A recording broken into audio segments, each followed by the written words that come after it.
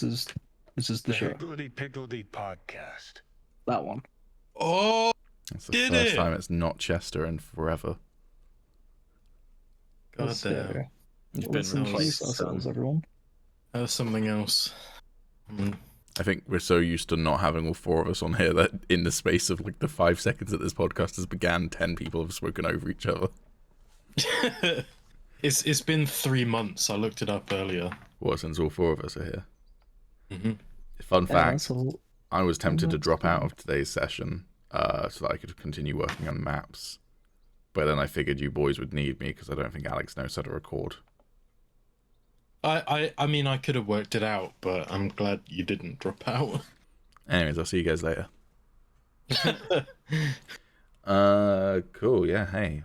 It's me. And then there's him. And there's him. And there's the boss man down there. Our names are on the screen. And this isn't an audio-only podcast, so I'm going to inherently make you look at the screen if you're trying to watch this while doing something else and aren't looking at the screen. Is this you making them look at the screen?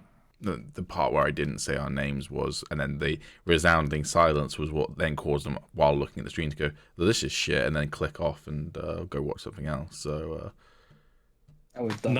You did make them open up their phone, probably, to make it easier for them to click off of it now. You saved them a few seconds. Hey, buddy, unless you've got YouTube Premium, in which case you're fucking rich. Do you pay for YouTube Premium? You can't turn off your screen while watching. Nah, I used the free trial recently, actually, though. Okay. It's quite handy. Yeah, it's nice to not have to watch adverts. It's not worth the £12.99 or whatever it is a month. I think it's $7.99 now, maybe, but that's still, my God. Criminal. I'd pay like £1 for it. Yeah, I love how kind of annoying to pay for it. But... Alex and I at this point very used to doing the podcast on our own. We double the cast size and we have absolute silence for like a good 10 seconds in the opening minutes of the podcast. It's great.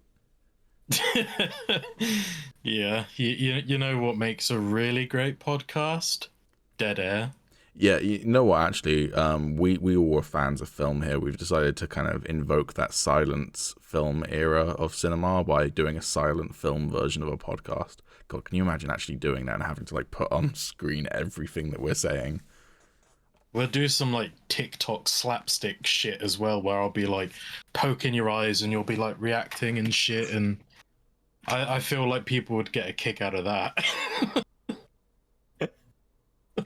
These are some brilliant ideas.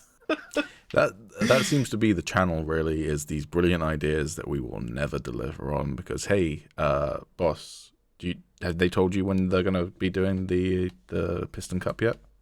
No, they haven't. When are they doing it? There has been progress on the Piston Cup. There has been progress. Oh, that's good to hear. Yeah. I now own Cars 2. Yeah. That's your progress. Yeah. I haven't downloaded it yet. I have downloaded it. I have Cars 2 installed. Shit, you're working overtime here, bud. So unfortunately, you didn't put it on your form for this month's pay, so it's not going to come through. But so we're doing Star Wars on Wednesday, doing podcast tonight. So I'm going to assume Tuesday, Thursday, Friday, Saturday, or Sunday is when you're going to do Piston Cup this week. Yes. I mean, I'd say this week, didn't you? Yeah, sure, whatever. Sure. Not Sunday. I don't get it, because these two sit in our other Discord for like 9 hours at a time playing fucking League of Legends. And I went in the other day. And they went, "Oh, we're not playing League of Legends. We're playing Valorant." So they're now not just League of Legends fans. They are Riot fanboys. Is our game. It's the same. League. It's the same fucking game. Not the same. No, actually, TFT is worse. I know you're gonna say that because you're a fucking League boy. Ugh. They're both equally bad. I like my sit on the toilet games. It's not exactly League of Legends. It's an auto chess game. That's all. Are you shitting in the chair you're currently sat in, Tommy? There probably is fecal matter on it somewhere. Yeah, not right. Like I'm not adding to it right now, but there probably is something on there. So well. Thanks for tuning in. If you got this far, I'm sorry. Anything's a toilet if you try hard enough. Okay, we are. Or if really you don't veering off try the hard path enough, now. you Yeah, can't. true. My Pete gets point back. was Quick, Tommy topic. talking about it being a sit on the Oh, toilet God. game is why doesn't he play it while sat on the toilet then? And then he can play good games when he's at his desk. Must be a very addictive, good game. It's a very addictive game, but good, you know. One might Heroin argue is that addictive. I've gotten more fun out of it than Hunt Showdown. Then I would judge you, but also you've owned Skyrim like 7 times, so like my expectation of you is pretty fucking low already, bud. So no, Yeah, I like you as a friend, but I don't respect your opinion when it comes to media, and I haven't for a long time. More or less since we started this podcast and you started talking about how many editions of Skyrim you own. good game, buddy. It's a good game. Should we move on to topics then? Yeah, please. Yeah. Anyway, so there's been a leak from Guardians of the Galaxy 3, which has just wrapped filming. I think it was yesterday that they wrapped filming after 100 days of production. This leak was probably like a week ago or so now. I think it was literally after we finished the podcast last week, of Chris Pratt in his new costume, which looks far more comic accurate in terms of being like a Nova Corps uniform. He's not wearing the mask or anything, so we don't know if we're going to get a more comic accurate mask. But yeah, I quite like it. I also quite like his original costume in both Guardians 1 and Guardians 2. I like the kind of more scoundrel spacer look, but I'm cool with them having a comic accurate costume, even if it's like literally for like a scene or something. I'm still cool with it. Yeah. Yeah, like it's as a fan, it's nice to actually, get it. Like I actually saw, and I don't really want to go on to the Batman again because it's just taking over the podcast at this rate. But I saw a post the other day about Batfleck and Pattinson, and it was basically saying like, as a Batman fan, I'm just happy that we get to see different versions of Batman. Like different taking over different parts of the stories that we've got over 80 years of Batman. And that kind of hit home for me. I was like, yeah, I don't know why I'm slagging off like different types of things, because they all really pick from, the Batman that we know and love throughout history. And like, yeah, I guess it like in a movie sense, I can dislike what they do with the movie, but like there are some cool things that I like, like with Batfleck, for example. I loved the suit. I thought the suit looked amazing. And I also think Ben Affleck was a good choice for Batman. I just think it was written terribly. And I feel like this is going to kind of be my ethos going forward, is that like, okay, they may have stuff in these movies that I don't particularly like, but also I get to see more of my favorite characters and, some of their history from the comics. Yeah, I can agree with that. I mean, I've always viewed the fact that these characters have long legacies, and so for me, what I care about with the Batman as a character is what Robert Pattinson's Batman is, so that's why I love it. But other people, it might not be what they're looking for from a Batman character.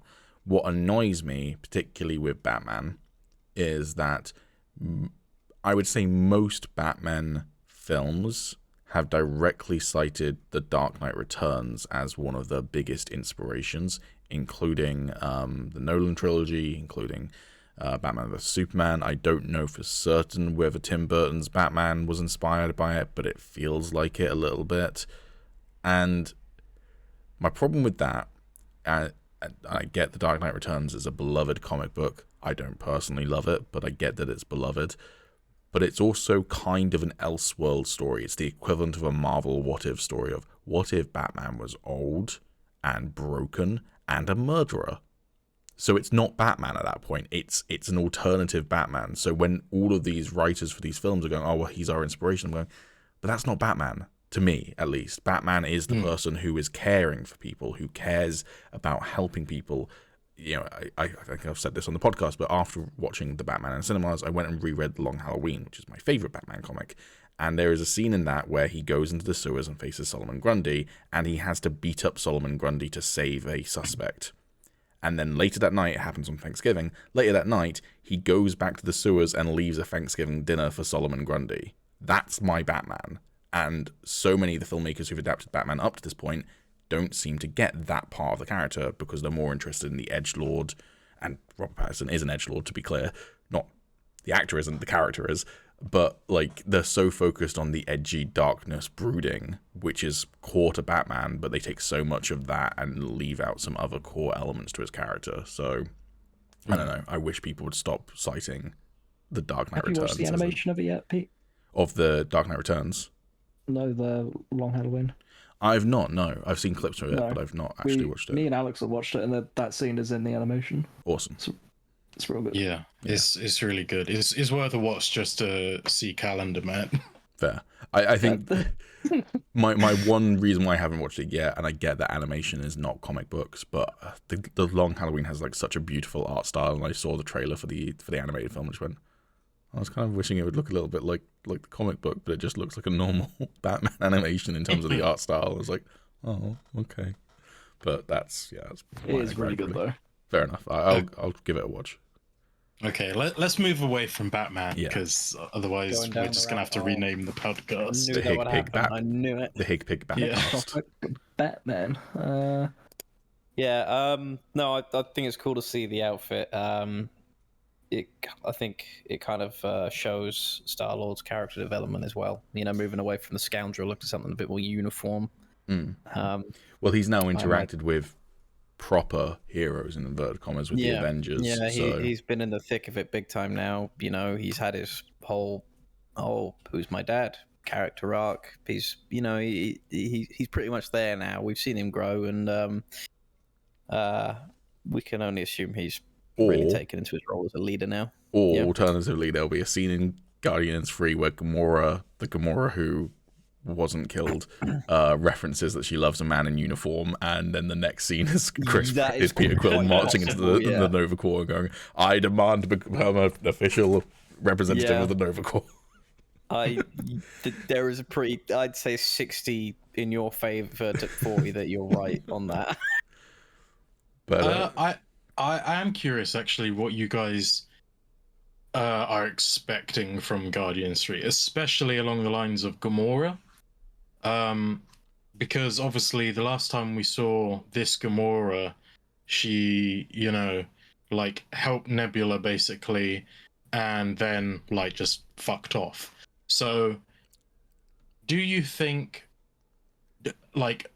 she's gonna come back and sort of get, I don't know how to word it, the Gamora that died, she was sort of just on the verge of getting into a proper relationship with Star-Lord, right? Do you think they're going to rush that relationship again? Or do you think, because this is confirmed to be the last Guardians film with this group, do you think they're just going to end it without them? I think it will end with some indication that might be where those two characters end up down the road. I don't think James Gunn is the sort of person to try and rush that sort of thing. I reckon it will be a lot of pining over her and her rejecting his advances, but by the end, maybe they have an almost kiss, and it's almost similar to the scene where he shares his music. Maybe it will be the scene where he shares his music with her, and then you get the kind of oh, well, there's hope for them down the line sort of thing. Yeah, I could see that. I see there's a possibility, yeah, but personally, I just kind of hope that, even though they will, I hope they don't go down it. I think I like it the way it is. Gamora died, his Gamora died anyway, and it'd just be nice to focus on other things. Yeah, I mean, I think the thing is what you need to bear in mind, and obviously, wibbly wobbly timey wimey, with Star-Lord kind of saying that he loves her and everything, and then potentially trying to show her who she was to him and the rest of the Guardians might cause problems down the line. But this isn't a variant of Gamora. This is the same Gamora that fell in love with Peter and was a hero, but 4 years-ish before. Mm-hmm. So, like, you know, it's not, her personality fundamentally is not different, but at the same time, there is the classic kind of time travel-y thing of, like, if Peter goes, well, this is who you were, and this is, you know, what we had together and everything, that can affect how she views those things and potentially means that she, you know, makes a different decision. But she is fundamentally the same Gamora in her heart. So, do you also think that, because obviously they've said that for this group, they, like, I've seen a few things where it specifically says this group, so, you know, we could get more Guardians, but different people. If that is the case, do you reckon they will replace the whole group, or do you reckon, like, some of them might go off and do other things? I personally don't think they would do that, because obviously a lot of the last couple of films have been about them becoming, like, a family, basically. And I feel like it would be a bit weird for, like, you know, 1 or 2 characters to stay on while other people go off and do different things, because I feel like that kind of defeats the point of everything they've been working towards. You know, about a bunch of outcasts finding each other, and I'm not sure I agree. I can definitely see it being a complete new cast of characters, but equally, there is a part that most people go through in life, which is they start a family, they start a household together, and that connection they had before changes. It doesn't go away, but, you know, prime example, if you were to move into your own home and start a family, your family, in inverted commas, is no longer just your parents and your siblings. It's your main family, so to speak, is now your partner and your children, right? And then your parents and your siblings are still close family, but they're not the same in that the relationship changes in terms of priority at that point. Is that fair to say? yeah. So it could be that some of the Guardians decide to settle down, stop being Guardians, and the other Guardians then go and create a new family. They take those lessons that they learn about family and about connection and take that forth to a new group of people who need that family, need that connection. So I'm imagining if they keep some of the cast on, and some of the cast that I think might stay on, I think rumor has it that Dave Bautista was like basically like, yeah, I'm done with Marvel after Guardians 3. Yeah. I don't think any of the other cast have said, but obviously we have had that thing about this group. I wouldn't be surprised if this is potentially Chris Pratt and Zoe Saldana's final film. I personally feel like Groot, Rocket, and Mantis are the most likely to stay on, but at the same time, I could totally see Mantis leaving with Drax. Not necessarily in a relationship, but in terms of, like, they're the two closest to each other. But I could see Nebula staying on as well. Sorry, I meant to include Nebula. I definitely think Nebula would stay on, and then Groot seems obvious just because on the one hand, he's probably very cheap. On the other hand, he's probably very not cheap because he's a fully CGI character. But in terms of, like, voice acting, even if Vin Diesel decided not to... Vin Diesel wants, like, fucking shit tons of money, so... Well, there's that, but even if Vin Diesel's like, I don't want to come into the studio to record new voice lines, they're like, cool, we've got a bank. Like, we'll just pay you to continue having the right to use your voice unless they already have the right in a contract. So, yeah, I don't know. But Rocket's a maybe. I think it sounds like Bradley Cooper enjoys doing the role, and it is voice work, so it's, like, not as intensive as being on set all day, every day sort of thing, but we'll see. Something I would like to see maybe is when I was, I mean, you know, I was talking about Cosmic Ghost Rider earlier. You mean Samus? Yeah, definitely.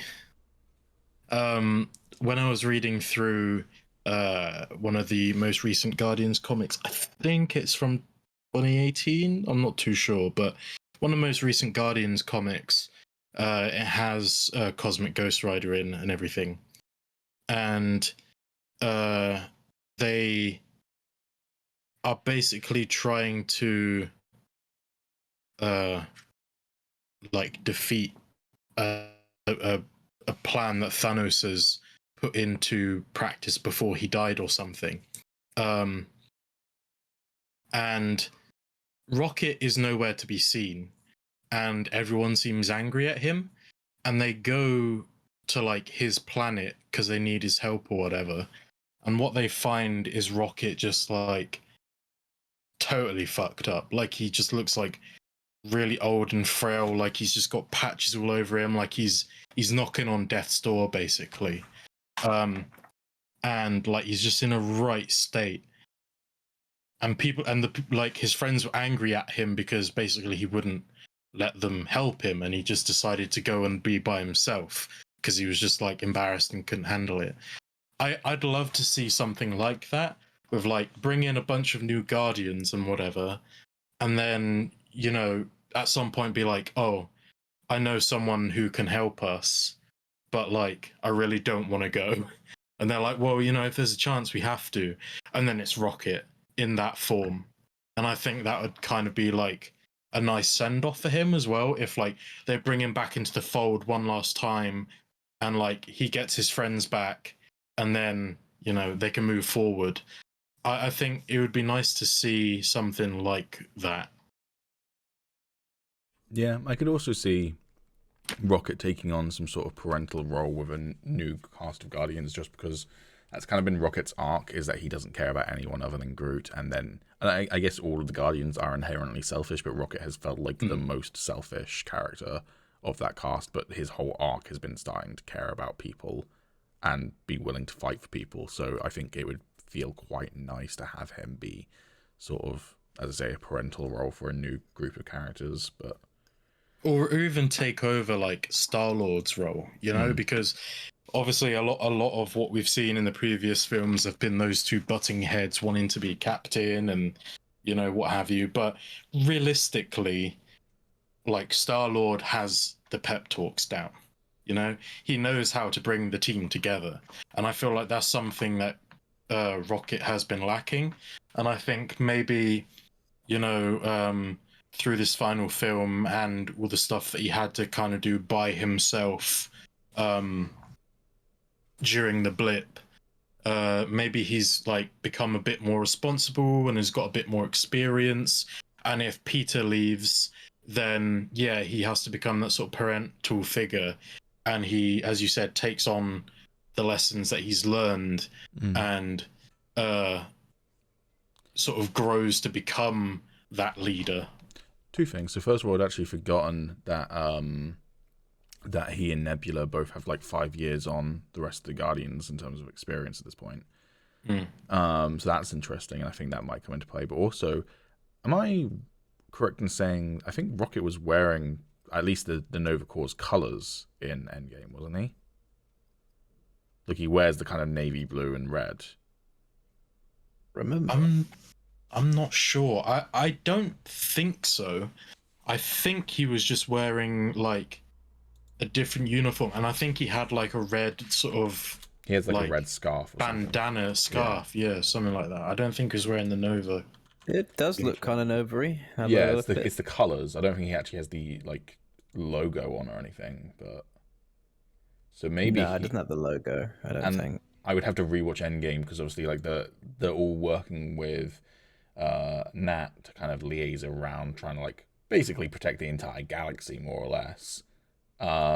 Maybe in that, I don't remember whether they say one way or the other, but maybe he signed up to work with the Nova Corps during those 5 years, and that might be why maybe Peter's wearing a Nova Corps uniform, as maybe the Guardians are officially part of the Nova Corps.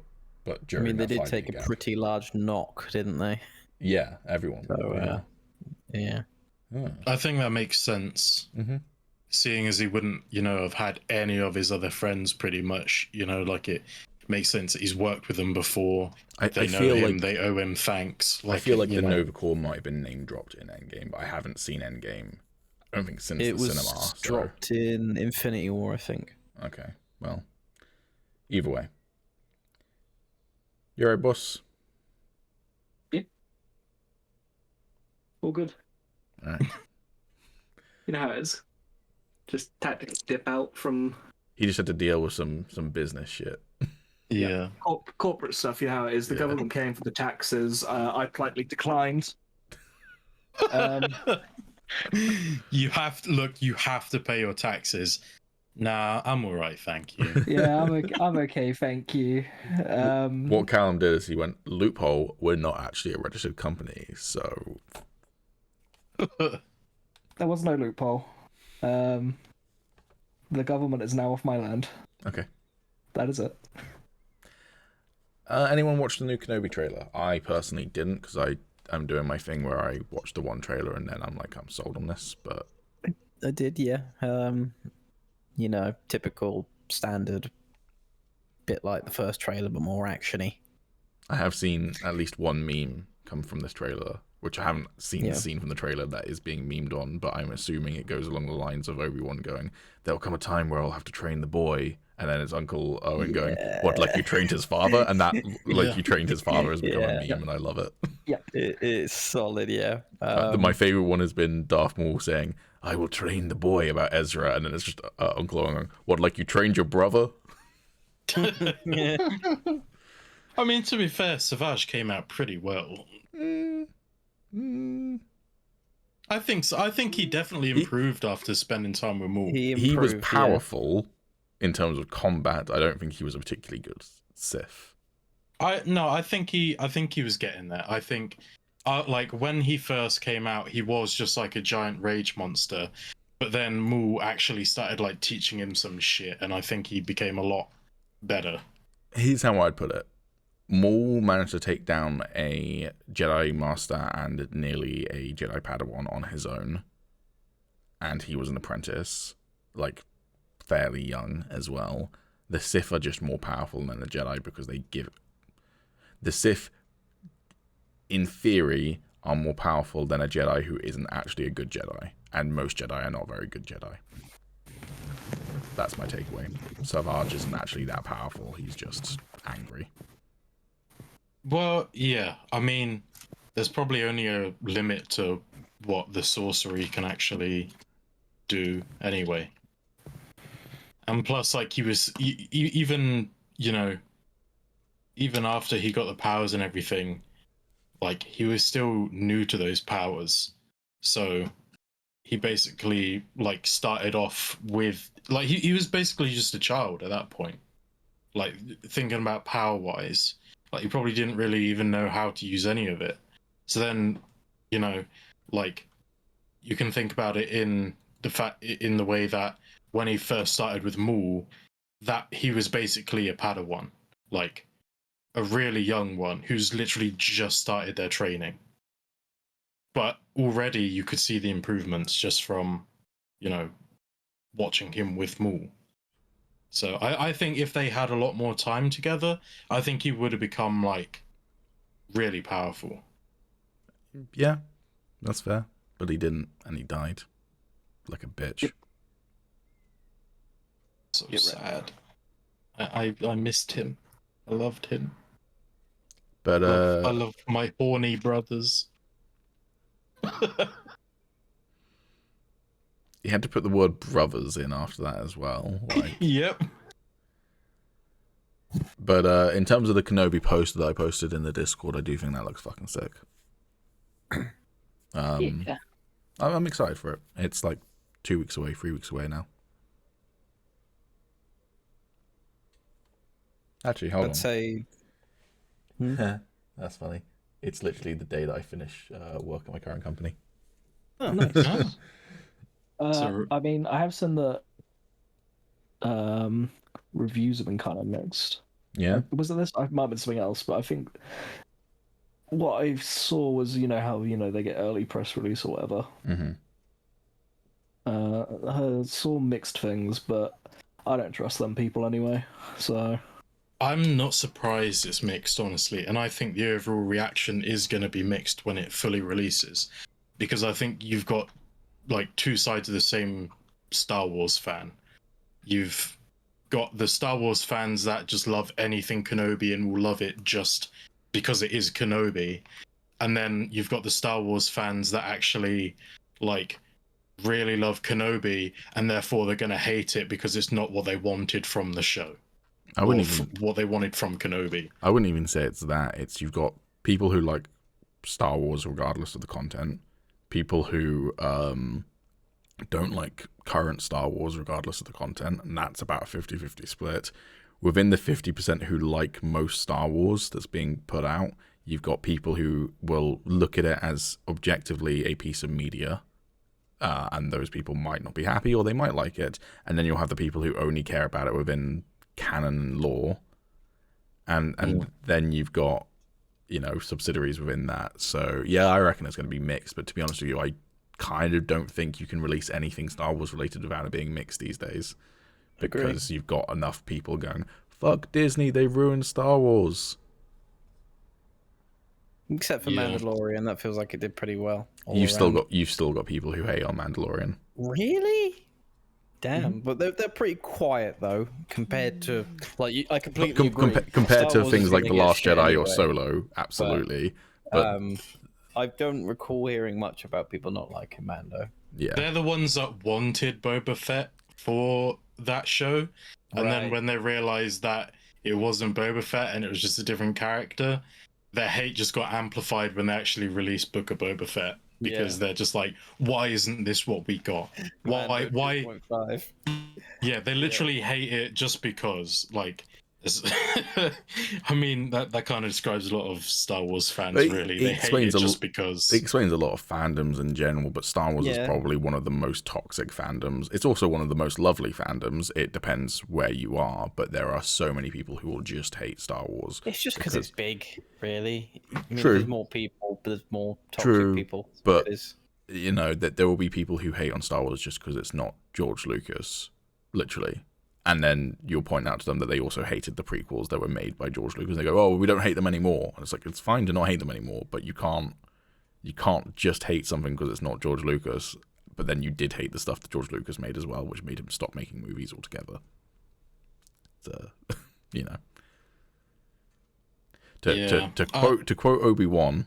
If people are complaining about George Lucas no longer being in control of Star Wars, but they're also the same people who hate on the prequels to the point that he quit making films altogether and then ended up selling the IP, you have done that yourself.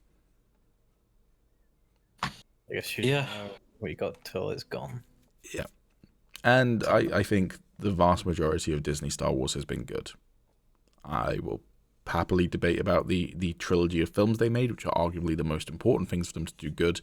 But in terms of comics, in terms of video games, in terms of novels, not that I've read any of the new novels, but I've heard good things. Resoundingly, it seems that it's as good, if not better, than the stuff that was coming out before Disney took over. So, I mean, even the. Sorry, you go, Alex. No, you can go. Okay, I was gonna say I'm not a big fan of the movies, but everything else been pretty solid. I say not a big fan of the. I'm not a big fan of the trilogy.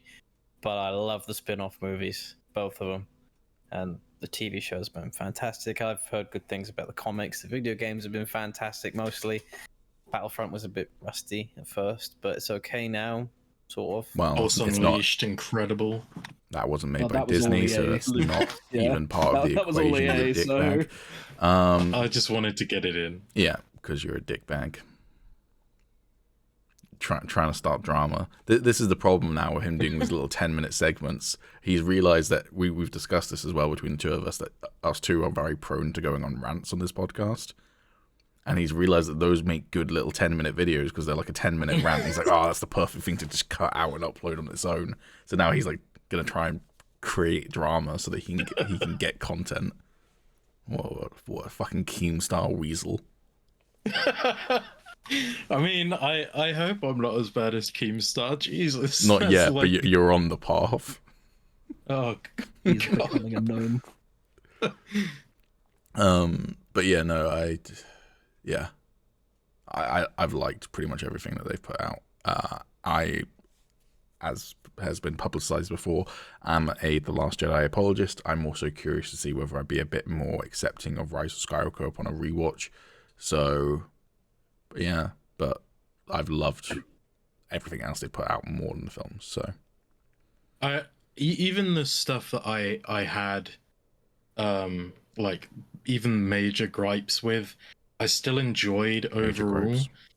Like, for example, Book of Boba Fett, I really didn't like the ending and didn't like the fact that there was just a couple of like Mando episodes just slung in there.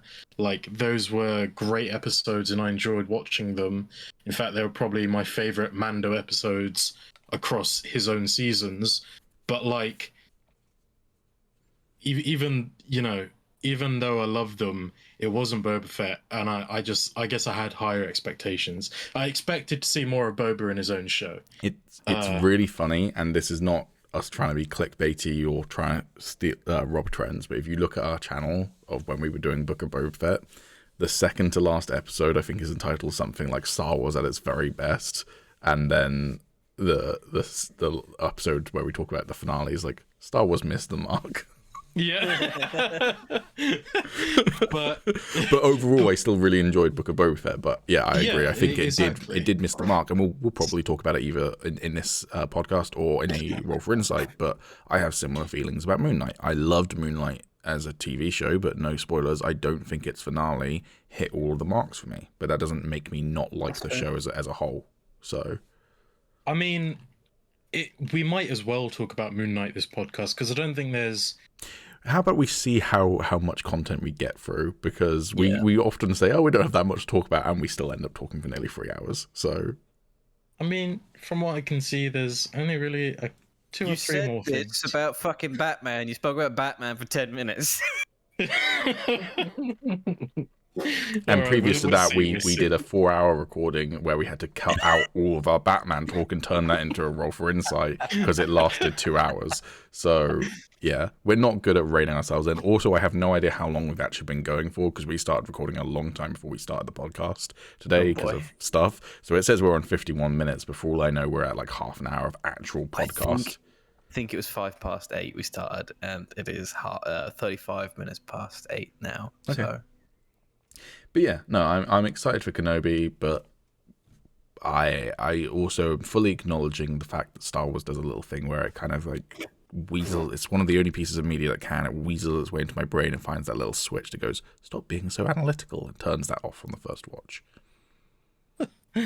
Yeah, I don't quite have that switch just yet. Yeah. House of the Dragon. Get used to Matt Smith with long hair. Anything else? And yeah, I mean, I don't even think it's the long hair. I think it's the wig looks shit. Well, that too. Like it literally.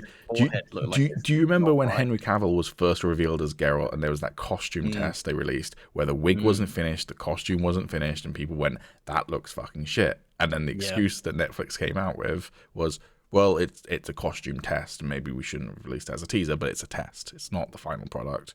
Blah blah blah blah. When we first saw some stuff of Matt Smith probably a year ago now as a Targaryen, I went, oof, I hope that's costume test stuff. It's not costume test stuff. Yeah, he doesn't look good. I'm curious how it will go, because obviously the House of Targaryen show is leaning more on the fantasy side of Game of Thrones, at least from what I assume. It's based on a book which is fully finished by George R. R. Martin as well, by the way. Yeah, that's good. That's a good sign.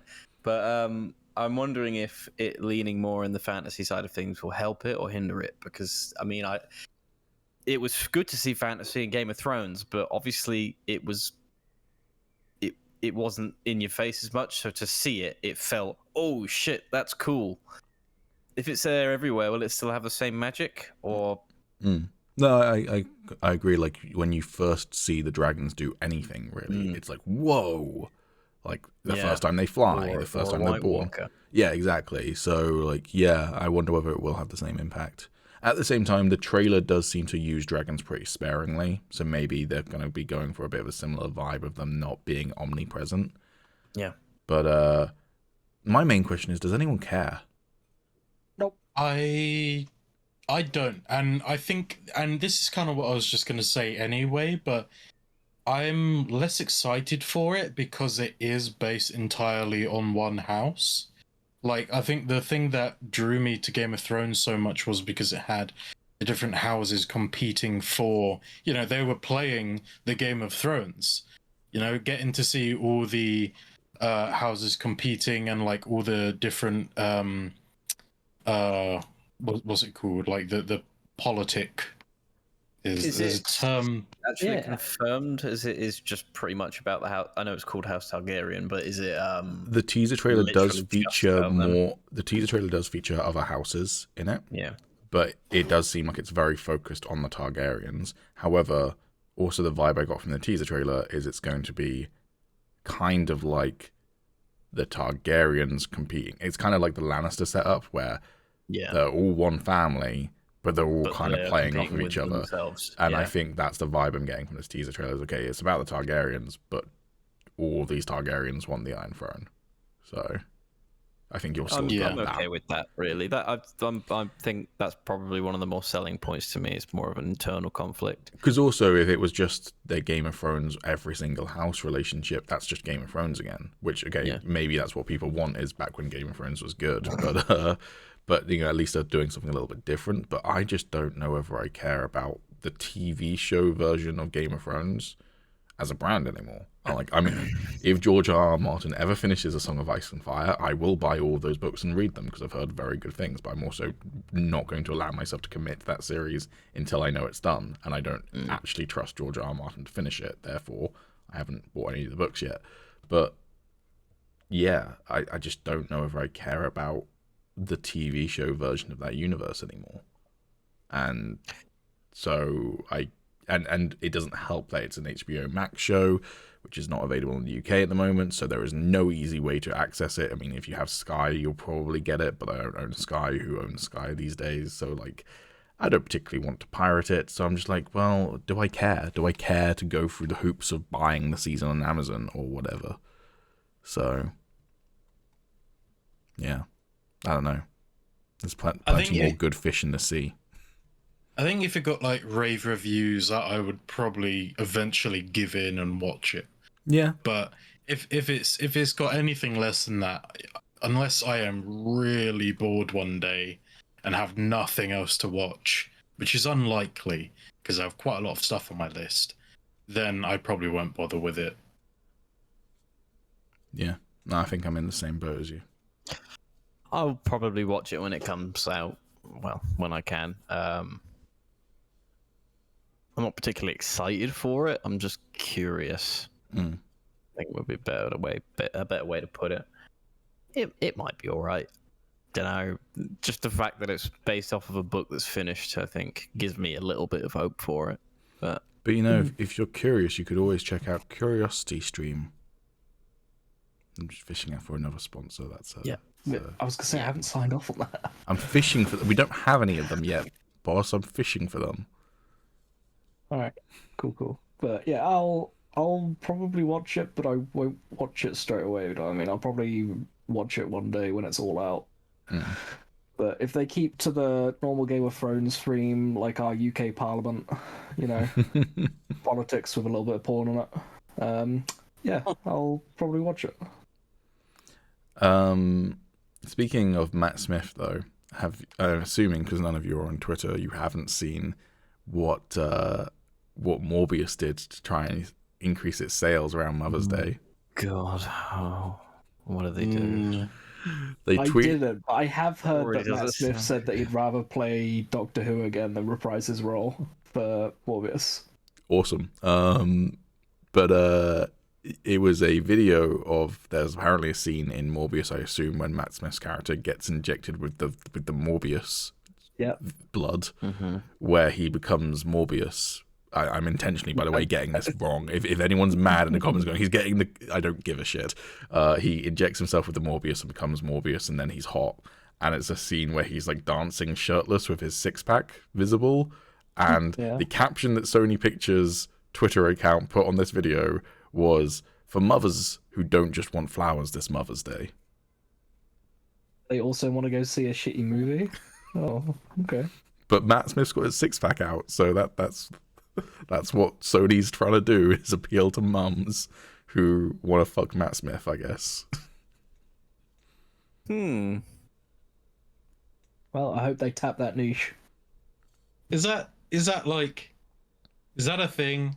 Our mum's really into Matt Smith. I feel like there's a decent chunk of mums who are probably into Matt Smith, having watched him on Doctor Who. I know a lot of like younger like female fans that watch Matt Smith era, particularly like Matt Smith out of the Doctors, but like mums, I've never really heard or seen that before. So, do you keep up with which actors mums are sexually attracted to on a regular basis? Do you make a little questionnaire for your mum after you watch something with her? Yeah. How does she feel about Alexander Skarsgård after the Northman? A little fucking tick box of who's most likely to be my new dad. And if you don't know, you should go downstairs and ask her right now. Get that feedback. Yeah, maybe I won't do that. Okay. Oh, okay. Well. Yeah, but I don't know. She didn't really mention it, which could mean two things, really. Well, this then becomes the second question: is that if you don't prompt her to give you that information, is she the sort of person to freely give up who she's sexually attracted to her son? Analytics if we're going to tap into this market. Yeah. Well, I know she is a big fan of Robbie Williams. That's her number one. Oh, that's very cliche. Yeah. Yeah. We have a friend who's very into whose mum's very into Jason Statham. Or was at least until Jason. She said that he's very boring, which hurt my heart. For context, we know someone whose mum dated Jason Statham when they were both younger. Yeah. And also, she's very attracted to Captain Jack Sparrow. Not Johnny Depp, just Captain Jack. Fair. I see. Those are the only two I can think about off the top of my... Oh, also DB Woodside, who plays Amenadiel in Lucifer. Oh, yeah, that's a very mum crush. As someone who's not seen Lucifer, that means nothing to me. He's an angel. Think of like a really sexy, muscular seal. I assume you mean the musician, yeah. Okay. The musician. Yeah. I mean, they look absolutely nothing alike, but... Oh, God, I was eating something at the time. Fuck you, Tom. Oh, what was God. that, Callum? Oh. I said I was eating something at the time. Fuck you. Man, I've not listened to a lot of Seal's music, other than Kiss from a Rose, which I think everyone's heard a lot in their lifetime. But we're not going to go into why everyone's heard a lot of it, because then we'll go down a rabbit hole we've already gone down during this podcast. But having seen him in Popstar Never Stopping, I love him. Just because that little cameo is so good. I completely forgot. I was supposed to announce this in the podcast so we can try and get it trending on Twitter when we're famous. It is now my life goal. Nothing else matters. Not raising my son and being a good father. Not furthering my career and building good steadings for myself. My goal. It'd be really awkward if that little excerpt of the podcast gets used in a court case one day. That would be interesting. But they'll understand once I say what my goal in life is now. Okay, I'm not going to get in shit. That's an important goal. I was a little confused at first as well, but once he told me, I was 100% on board. I will help him in this goal.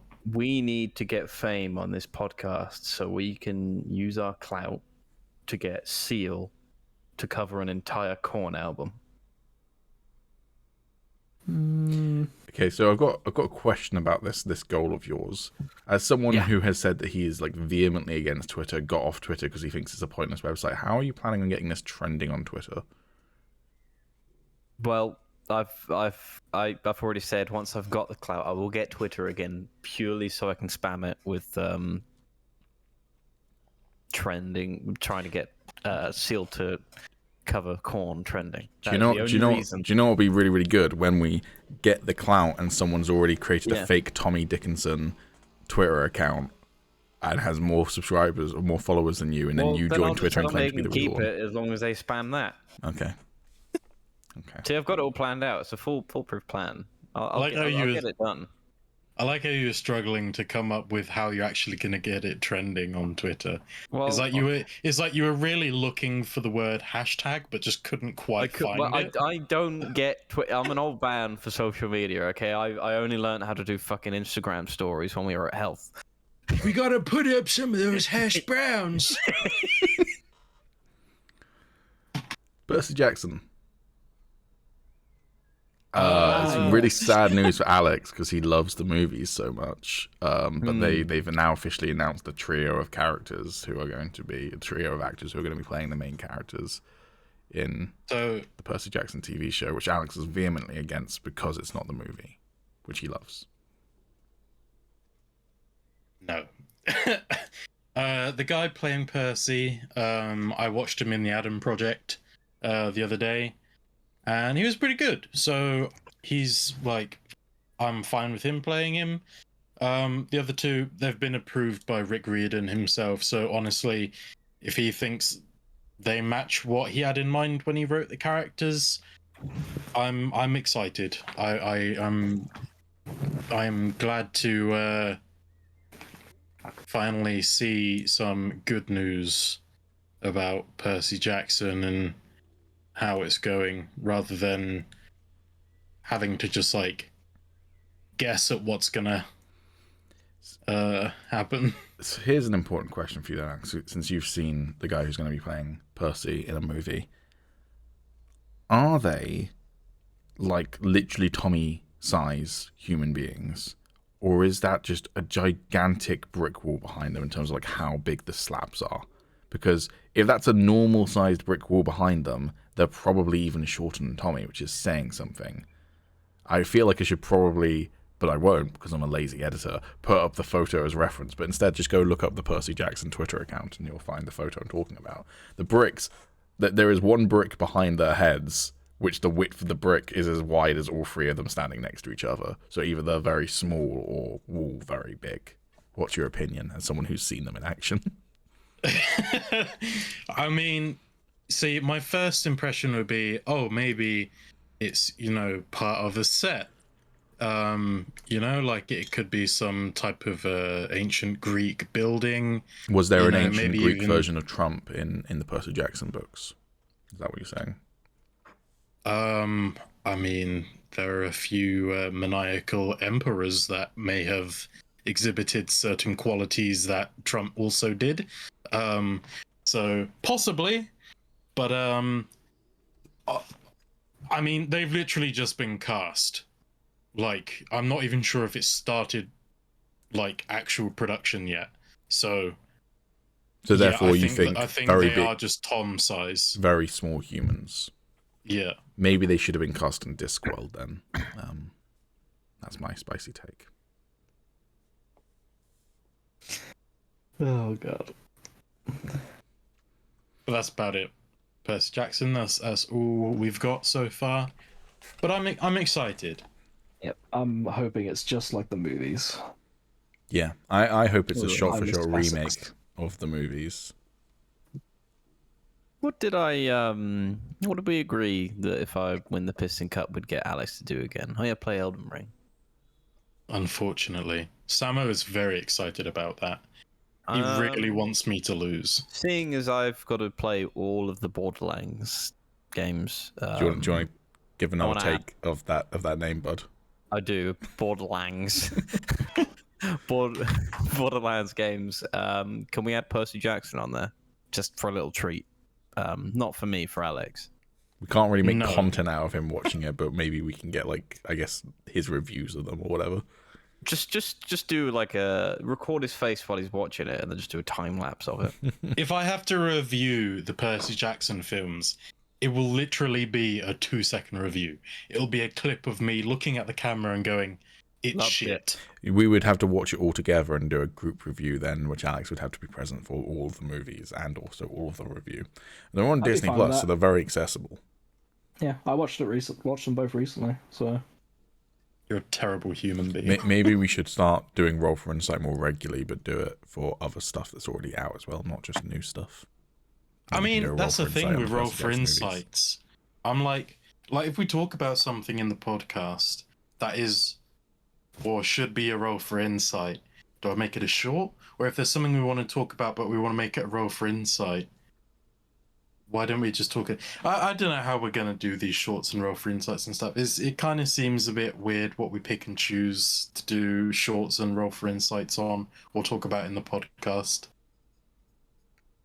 I don't know. Like, we could have done a roll for insight on the Northman, but we just put that in media we've come. I guess it's like, is it worth making a whole video out of and then scheduling in to do separately, and will it interrupt the flow of the podcast? I guess is the ting. I suppose, or maybe we could just do it on like big movies, you know, like MCU type movies. Well, there's nothing in Roll for Insight that implies it's just MCU though. No, no. I mean like those types of big movies, you know, or ones that we're just really excited about. And you're saying the Northman's not that. You're part of the problem, Alex. Yeah. But don't say that in front of the boss, otherwise he might get ideas. Good, he wasn't listening. All right, let's move on. I was. Did you not see his very kind of slow, I'm going to insert some form of food in my mouth as a power play of like, I'm judging you? That's what he just did. Yeah. Look at him sat there like a Roman emperor. All he needs is like two people fanning him on either side with leaves and eating my feeding him grapes. Yeah. Do you want to talk about the next one, Alex, since you posted the clickbait?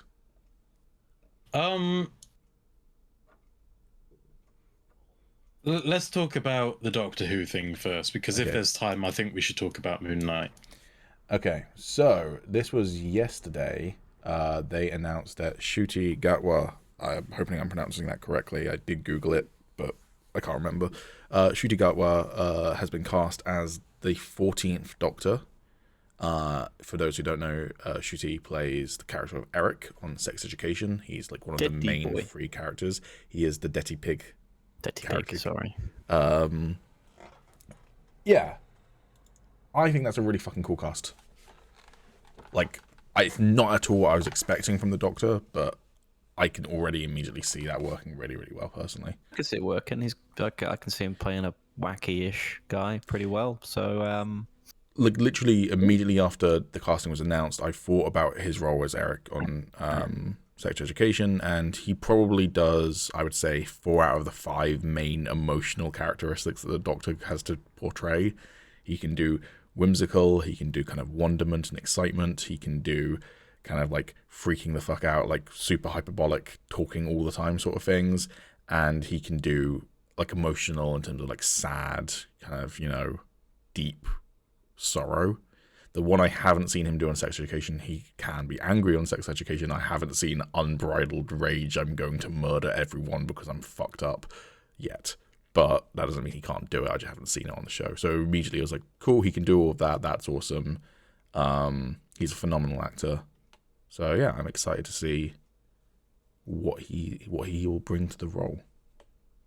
As someone who hasn't seen Sex Education and doesn't really care about Doctor Who and probably won't watch it anyway, I have no opinion. I mean, I hear from my mum that he's a good actor because she has seen Sex Education. So cool. Does she find him sexy? I don't know. I didn't ask. Yeah. No. This is something we're going to need to make a video on, is all of the actors that Alex's mum finds hot. However, there is something that I can talk about, which is my mum was like showing me a lot of the comments and stuff about his casting, and there seems to be a lot of negativity, which I think is kind of expected from bigots and ignorance, and you know, they it's just so unfounded, honestly. Like, they're not even giving reasons. They're literally just posting comments like why, or like, oh great, I think, or like, this is the worst cast, and I'm just like, they're not giving any reasons. They're literally saying it for those reasons that I just mentioned. I think it is worth saying, not that this is to detract from what is currently happening. pretty much every Doctor in recent years has had negative reactions to them being cast. I distinctly remember both Matt Smith and Peter Capaldi also having negative reactions. The difference when it was Jodie Whittaker and Ncuti Gatwa is that with Jodie it was her gender, and with Ncuti it's his race. So you get the extra bigoted hate on top of it. So there is probably going to be some noise, which is just the usual, oh, I'm not happy because Doctor Who is changing, which is always the stupidest thing, because Doctor Who is a show made about periodically changing the entire makeup of the show. So, I don't know. To me, those comments I'm not going to judge too harshly if it's just like, I'm sick of this, blah, blah, blah, blah, blah, because those ones are just generic. There's been a new actor announced to play the Doctor. It's when it's things like I saw one of my... Okay. Excuse me? Sorry. One of my friends sent me a screenshot from a Discord she's in of someone going like, I don't know, I don't want to sound racist, but I just miss when the Doctor was a straight white male. It's like, it's kind of you being bigoted, bud. Like, you prefacing that with saying you don't want to be doesn't make you not that if you're saying that. But if it's just people being like, I wanted this actor to portray him, then whatever. That's just generic bullshit that you get whenever the Doctor's new actor is announced. I don't know. I agree if they give a reason like, I wanted this actor to be cast, or I don't think his personality suits the role. Okay, fine. I think those are valid thoughts to have. But when you come across comments that are just like bad, saying like why or stuff like that, I think despite them not saying like much, even one word, I think there is the implication there. Sure, I can see that. I think as well, I haven't seen anyone actually say this, but I would think it's a somewhat valid criticism if people were concerned that he's too young.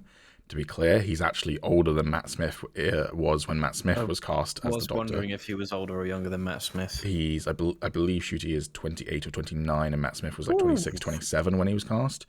But the difference is, and this is actually a fairly big difference, is that most of the Doctor's actors have been relatively unknown. Like, you will have seen them and stuff, but not like massively well known before they were cast as the Doctor. So, David Tennant was in a couple of dramas beforehand.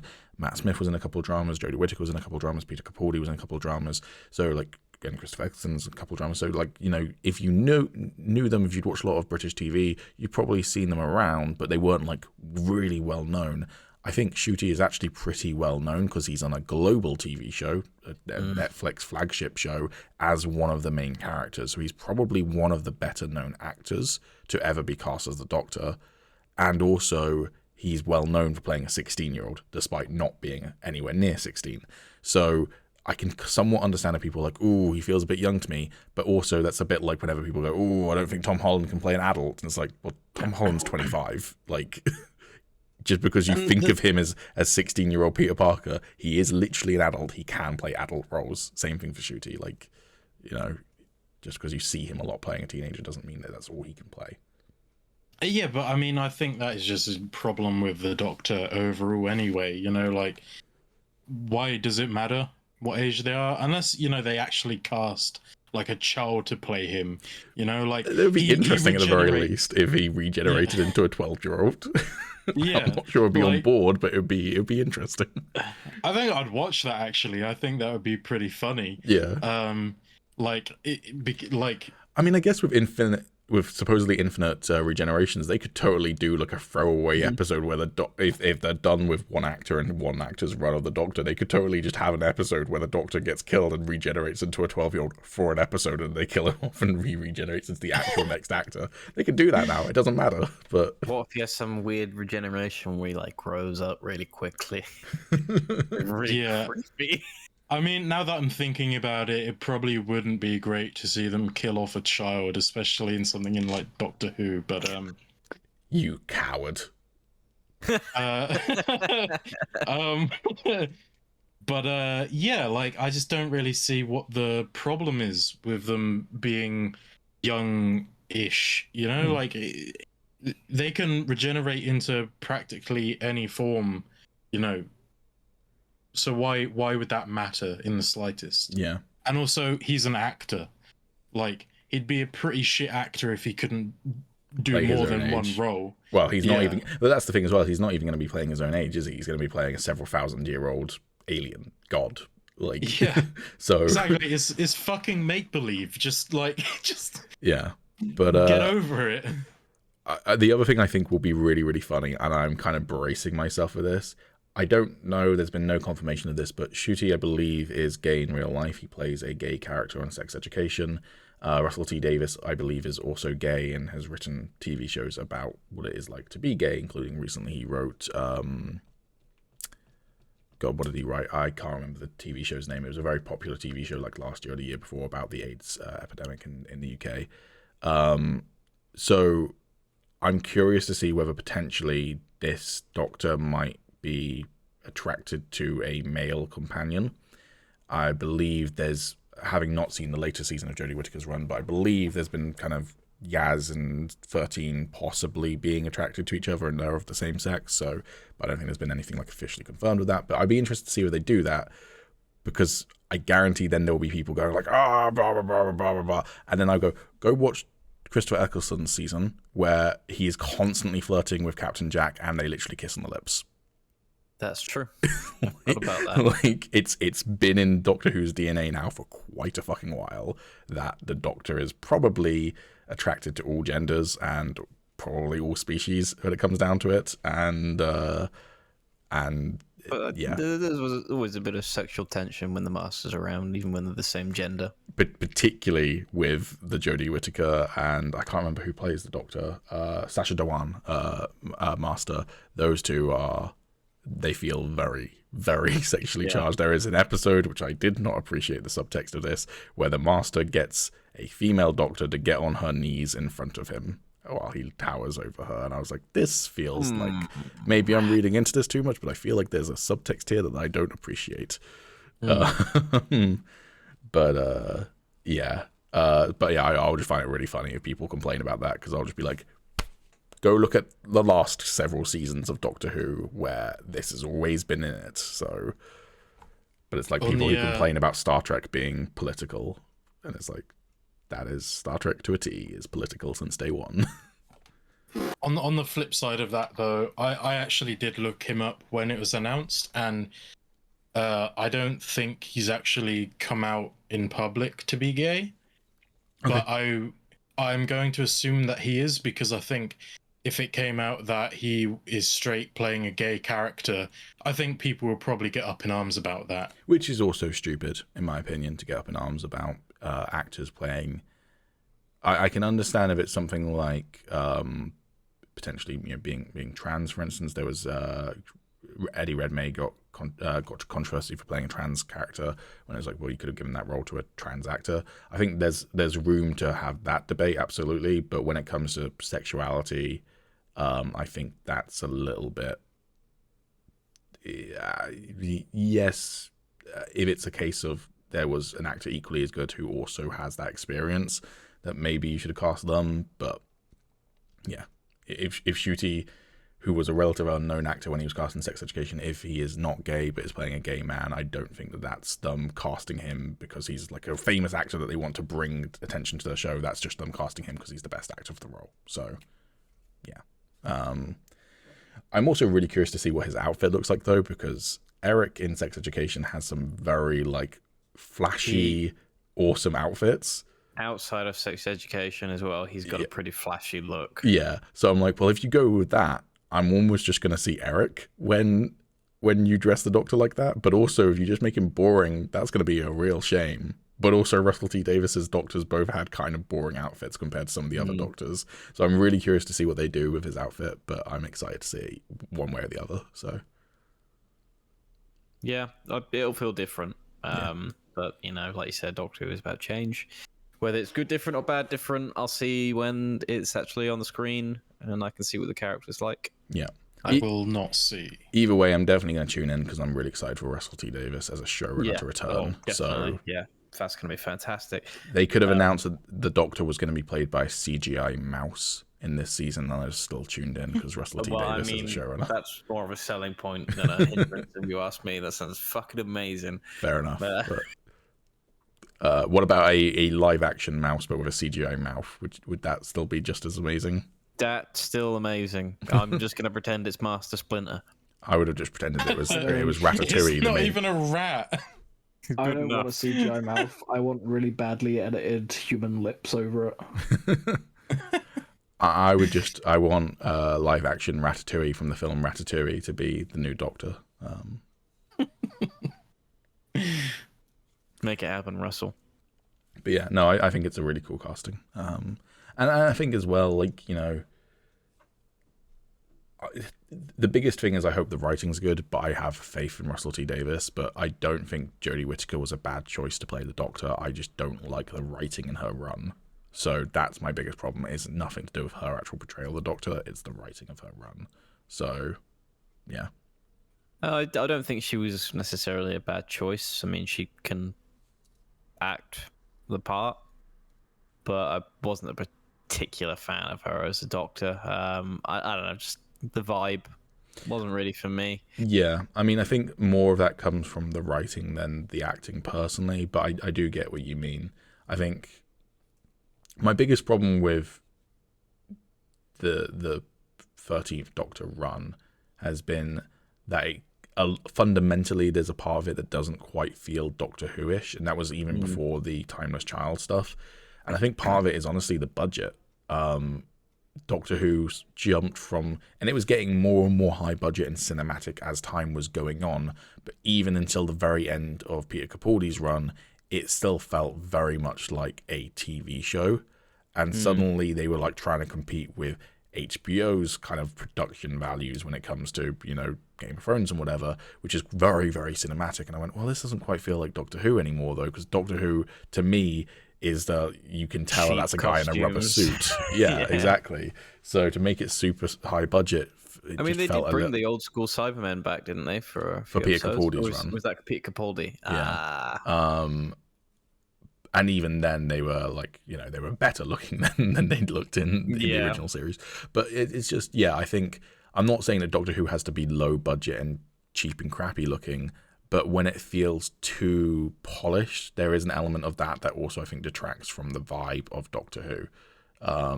So, yeah, I mean, but I think just in general, I just don't agree with Chris Chibnall's view on how to do Doctor Who, from writing to narrative to characterization. I think all of it's just a bit off, personally.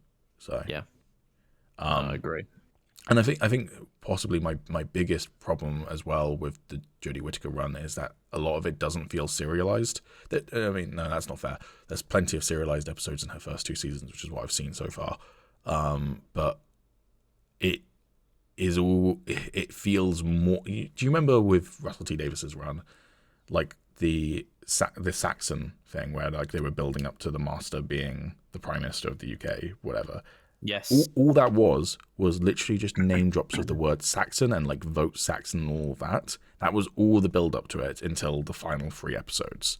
Like, yes, it was recurring, but it wasn't constant. Meanwhile, comparing that to the Jodie Whittaker run, where frequently you have big hints to what's coming, it just didn't feel quite as serialized.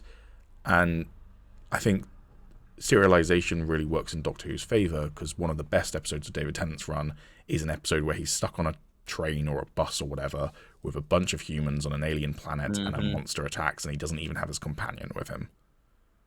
You've also got one. Good episode. You've also got the brilliant episode Blink, which is, you know, barely features the Doctor or his companion and is statues following people. Like, you know, Doctor Who works really, really well when it's limited and you've got like tight confines to tell a story in 45 minutes that's completely done, and, you know, you can do these bottle episodes and everything. That's, I think, genuinely when Doctor Who works best.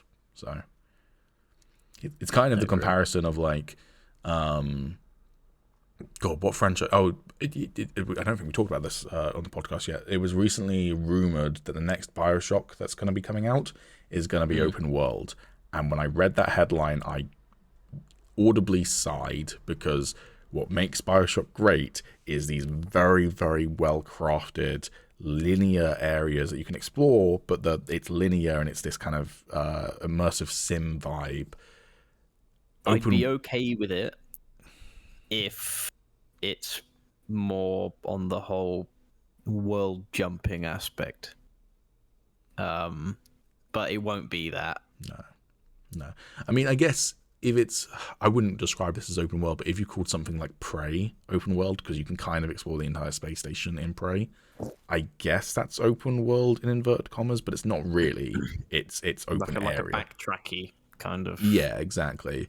So if that's what they meant, then I'd be okay with it. But if it's literally like, you can explore the entire city of Rapture, I'm like, fuck no, don't, because it will be empty. It will be a void. That's the problem. So it's the same sort of thing as like Doctor Who works best when it's small, I think. But yeah. Also bring back the assassin Ood character, who I can't remember the name of. Bring back Brian. Who has a wiki page, by the way, I found out. I was trying to find an image of him. He's apparently appeared in audiobooks and stuff. But it doesn't say Really? It doesn't say that he assassinated Putin in the year 2022, though. So hasn't been updated. I had no idea that he was like an actual character. That's pretty cool, actually. Yeah. Still miss him, man. Think about him every day. Pour one out. Pour one out for my homie Brian. We'll need a video of Alex and his mum doing tier lists of characters that they're attracted to. For her, it will be like, you know, Matt Smith and whatever. And then for him, it's Brian. Brian the Ood. Brian. 5 times. Can't believe it, man. S-tier. He just left his mangled corpse in the corner of that room like that. Just crazy. Didn't give him the respect he deserved. What's next? Moon Knight. Moon Knight. Is that your little go at a theme tune for them if they do a season 2? Moon Knight, Moon Knight, Moon Knight. I'm down for it. Very sad news. Well, no, it's not. It's a clickbait headline. Well, it is, but it also isn't. Well, Like Oscar Isaac really did say that there are no plans for season 2. yes. Okay, so the headline says Oscar Isaac confirms disappointing Moon Knight season 2 rumors. He doesn't. Moon Knight was always announced as a limited run series. It was announced right out of the gate that Oscar Isaac hadn't signed up for any other seasons or projects or anything else, and that it was a limited run series. And then when he was asked, whether season 2 would be happening, he said, "We're not working on it."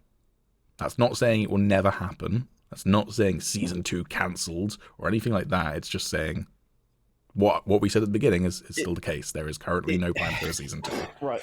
Yes, you're right, and I wouldn't have cared had they not have ended it on a sort of cliffhanger-y. I absolutely want a season 2, but it's not season 2 rumors that they're not making or anything. It was always the case that they weren't planning on making one yet, and they might change their mind. That would be a bit like Sam Raimi confirms disappointing Spider-Man 4 news in the wake of No Way Home. It's like, no, he doesn't. There's no plans to make a Spider-Man 4 currently with Tobey Maguire. I just wish they didn't end it like they did if they weren't sure they were going to be doing it again. Yeah, that's what disappoints me. That's totally fine, but that's still a clickbait article. Okay, so should we actually talk about the show? No. Okay. I think we should save it for a full video, to be honest, because I know that we will go on that one for a long time. That being said, we've only been recording for an hour and a half, and like 20 minutes of that isn't actually the podcast. So we'll leave it up to the boss, who's definitely paying attention right now. I've been paying attention. You've just been talking about Doctor Who, and I just don't care. I have literally no input for it whatsoever. I don't care who they've cast, or whatever. So I just thought if I stay quiet, then I'll let these guys get through it. Okay. Now we're on Moon Knight. Should we do a full thing on Moon Knight right now, or should we do a full video, boss? Full right now. Okay. Let's get out of the way. Time very shortly. Well, that's your fault, isn't it? So we talked about the first 2 episodes on the podcast, and then season break, and then we forgot to talk about it, and then I think there might have been a second season break. So, all right, how about we do non-spoilers now, and then we do roll for insight for just spoilers. Sure. We can do that. Sound good, boss? I mean, sure, we'll do that. Considering someone's bedtime's nearly here. Yeah. And who knows? Like, this could be the never before seen short podcast that doesn't go for nearly 3 hours. The 90-minute Might get more podcast. views. Probably.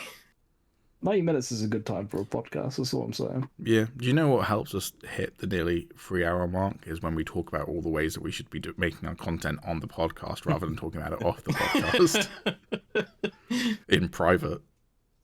You know, it's just keeping the viewers informed. We're being open about how we make our content. You know, no secrets. Okay, all right. Moon Knight. Moon Knight. It was good. I thoroughly enjoyed it. I didn't particularly like how the finale went or how they finished it off, but overall, I really enjoyed it. I think it's probably, excluding the Netflix shows, probably my favorite MCU show. I definitely thought that it could be through the first few episodes, but I think it kind of dropped, like you said, more at the end, and I will probably still give that to Loki. I mean, for me, even though the finale wasn't kind of what I wanted or expected, I still think it had overall a lot of good stuff in it. Like it was, I think it was more of it had a really good concept. It was just the execution that was, you know, carried out poorly. Yeah.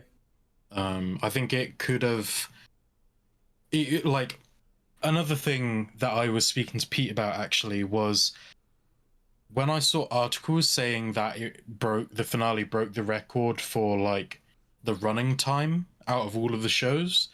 I, without looking at any of the articles, assumed that meant it was going to be the longest. When in actual fact, clickbait headlines. They wanted you to click on it to be like, "Oh, is it the longest?" And it wasn't. Fucking journos. Could have just said has the shortest runtime. Yeah. Well, yeah. Without reading them, I assumed it was going to be the longest, when in actual fact, it was the shortest. And Ignoring that what if, baffles me. Yeah, ignoring what if. But that baffles me because I think it could have just done with even an extra 10 minutes. I mean, 20 minutes just to play it safe. But I think it seemed like they cut a lot out and took a few shortcuts to get to the end when, like, I don't think they needed to. So I'm wondering if, like, you know, if that was just on purpose, that was just exactly how they envisioned it and wanted it to go that way, or if something was happening behind the scenes and like COVID or budgetary constraints or what have you. Yeah, like anything like that. Yeah. But I mean, like it does make me think though, like if those were the issues, then why not just delay it a little bit longer to actually like delaying shooting costs so fucking much money. Basically, think of it this way: every day that you don't film during a production, so you delay the production, costs the same amount of money as if you do film, but you don't get anything out of it. So if they had to shut down production for a week due to COVID, it cost them the same amount of money as if they were shooting for a week, but they didn't get any footage for that week. So it's all just wasted money in the bin. So I mean, I wouldn't. Sure, it may feel like it at the time, but I think if they delivered like an absolutely outstanding finale, I don't think that would have been wasted. Counterpoint, people are going to tune into Disney Plus's Marvel shows regardless of how good they are, at least at this point, because they haven't earned that much ill will, and therefore it doesn't actually matter whether the finale's a 10 out of 10 or an 8 out of 10 or a 6 out of 10, people are still going to tune into it. So actually them spending shitloads of extra money to make it sure it's a 10 out of 10 doesn't really gain them anything in the long run. I mean, and let's be frank, Disney is probably the exact sort of company to make that sort of corporate decision rather than the creative decision of let's make it as good as it can be. I mean, you say that, Absolutely. but like, I mean, I guess the Disney Plus shows are kind of different, but I felt the same with the Netflix shows. I was like, these are superhero shows. I watch every superhero thing. Like, I'm gonna watch it. But then, after watching the first season of Jessica Jones and Iron Fist, I was like, nope, that's nope. Yeah, but Disney I feel like hasn't earned that ill will yet. Did you like WandaVision? Just yes or no, not a score. Did you like WandaVision? yes, Did you like Loki? yes, Did you like Falcon and Winter Soldier? yes. Did you like Hawkeye? Yes. Did you like Moon Knight? Yes. Then you will tune into the next show. I will. And until you've got at least like one, maybe two no's on that list, you're going to continue tuning in until they release a dud. Well, yeah. I mean, it's going to depend on the show, really, because, I mean, like something. Well, yeah, like Moon Knight and WandaVision, I think are probably the two prime examples for me, because even though I didn't particularly like the Loki ending, just because of what I personally wanted, like I understand that was for a lot of people a good ending, and I think it was handled like pretty well. But for something like Moon Knight and WandaVision, I think the finales really like put a dampener on it. And going into the next seasons, I'm going to expect if they get next seasons, which I'm assuming WandaVision just isn't going to get. Again, it was a limited run series, but I'm sure at some point Elizabeth Olsen confirmed disappointing WandaVision season 2 rumors. Yeah. But if Moon Knight gets a second season, or a film or whatever, and they actually want to continue with the character, because they have said that Moon Knight is going to be in the MCU for a long time, and the director also said in another article that it would be a waste if they didn't do more with the character. So obviously if the thing did well, then I feel like it's safe to assume that we are going to see more Moon Knight in some aspect or another. But if he gets another season or a movie, I'm going to have higher expectations for it coming out of that finale, because like it put such a dampener on like the ending for me, that if they don't deliver like next season and then they want to do another, that's when I'm just not going to bother. I think the thing is, going back to Moon Knight's inevitability for there being a sequel season, and also why I think this article is so clickbait, is that what they have basically said is that they do want to do a second season, and like there is interest in continuing with the character, there is interest in telling more stories of this character, everything. But what they have got, which they didn't have with Iron Man 2, didn't have with Iron Man 3, didn't have before Dark World, all of these other stuff, is that they are not contractually obligated to do it, even if it's a shit story. So if all that they can come up with is a shit season 2 concept, no one has to agree to it. That's where they're at. So they're actually in a really good place, not a negative place. I guarantee there will be a season 2, but it might be 5, 6, 7 years from now when they've come up with a good idea and Oscar Isaac says, yeah, I'm down for that, rather than, well, you're contractually obligated to do a Moon Knight season 2. We've got an absolutely awful story, but you're contractually obligated, so let's crack on with it. So I mean, I hope it doesn't take that long, because I mean there's a lot of Moon Knight stuff out there that could make for an interesting story, and if they see the success of it and the people behind it actually are interested in doing it, I would hope that it doesn't take them that long to come up with something good. No, I was using that as a hyperbolic amount of time. I'm sure it'll probably be much, much sooner than that. But my point is that Oscar Isaac isn't in handcuffs being dragged back to Marvel Studios if he doesn't want to. In case in point, from the sounds of things with the interviews, he didn't particularly love his experience doing the Star Wars sequel trilogy. But he was forced to do all 3 of those films, even if he disagreed with character points and plot points and all of that. He was forced to do all 3 of those. So, yeah, I think ultimately it's a good thing. But I also, I don't think that the Moon Knight finale was as much of it. I didn't love it. It wasn't the finale I wanted in every single way. But also I kind of knew that I didn't know. I had suspicions that it was going to go down the route it did of not really having enough time to wrap up things in a neat little bow for me. And I think my theory with these shows, and it's the same theory I have with the Netflix Marvel shows, is that before the entire show is written, Disney will go to this studio and go, or not the studio, this team, and go, right, we're giving you the budget to make 6 episodes of TV. That means you need to make 6 episodes of TV. Here's your deadline to hand in 6 scripts for 6 episodes.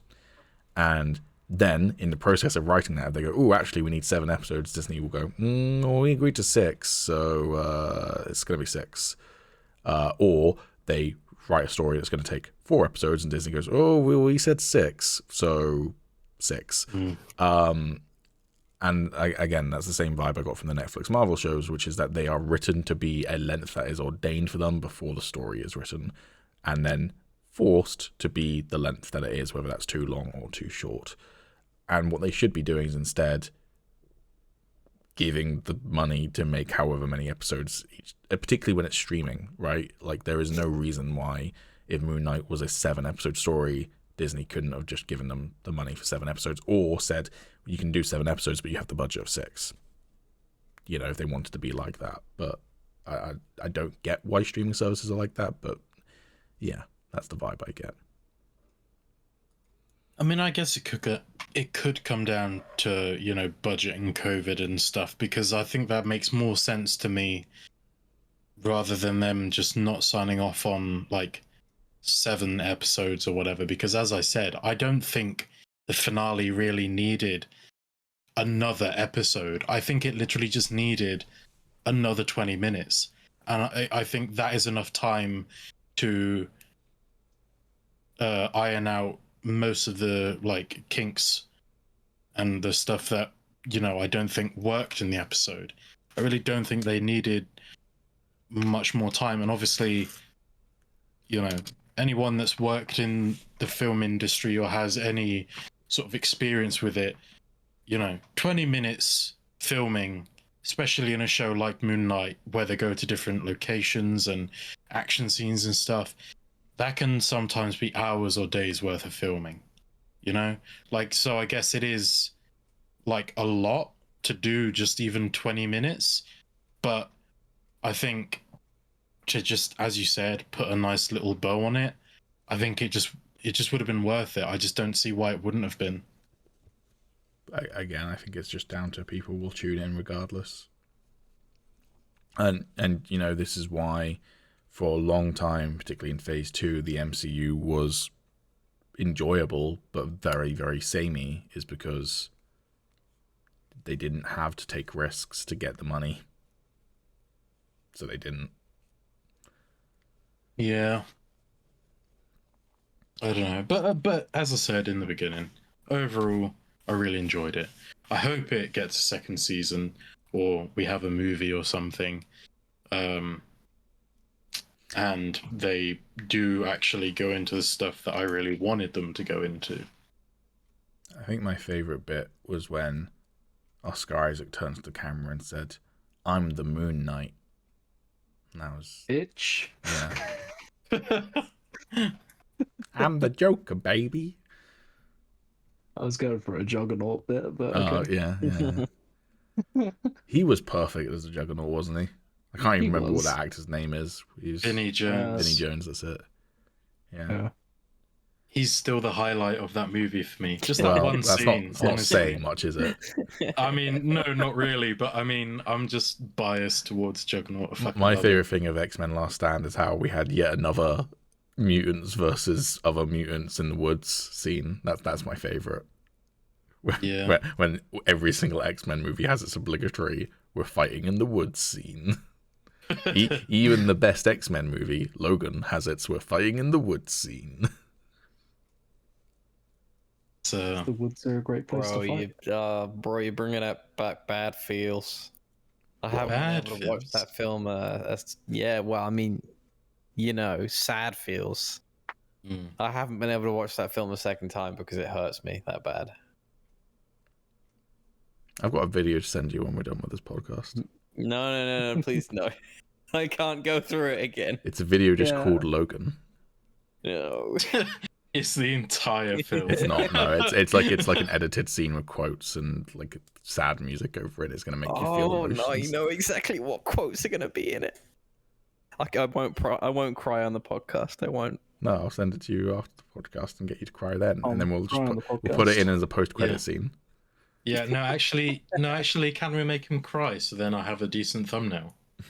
No, because Corporate needs to if he does cry though, he has to lean back because he's quite a bit in shadow when he's like close to the camera, so he needs to be like, yeah, that sort of distance is good. In fact, there's a crying Snapchat filter at the moment. Let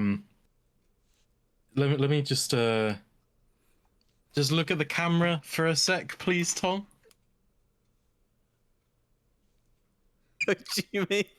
Well, I suppose the laughing. Oh, kind of helps. don't look away. Yeah, just. It feels really weird. But yeah, Calm, what are your thoughts on the Moon Knight? I don't know. It's one of them things that because I know in my head there isn't going to be a second season if for a while, if not, you know, there's like not a high chance that there will be one for a while. Knowing that kind of left a sort of sour taste in my mouth in the way I view the series. Mm. But out of all the recent Disney ones they've done, I would say it's my favorite. Yeah, I'd agree with that.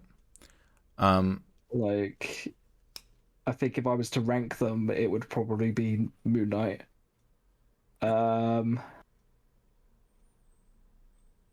Then I'd probably say Falcon and the Winter Soldier. I've got problems with Falcon and Winter Soldier, but I still think it was alright. Mm. And then, I don't know, I'd probably say WandaVision, then Loki. I just didn't really like Loki much.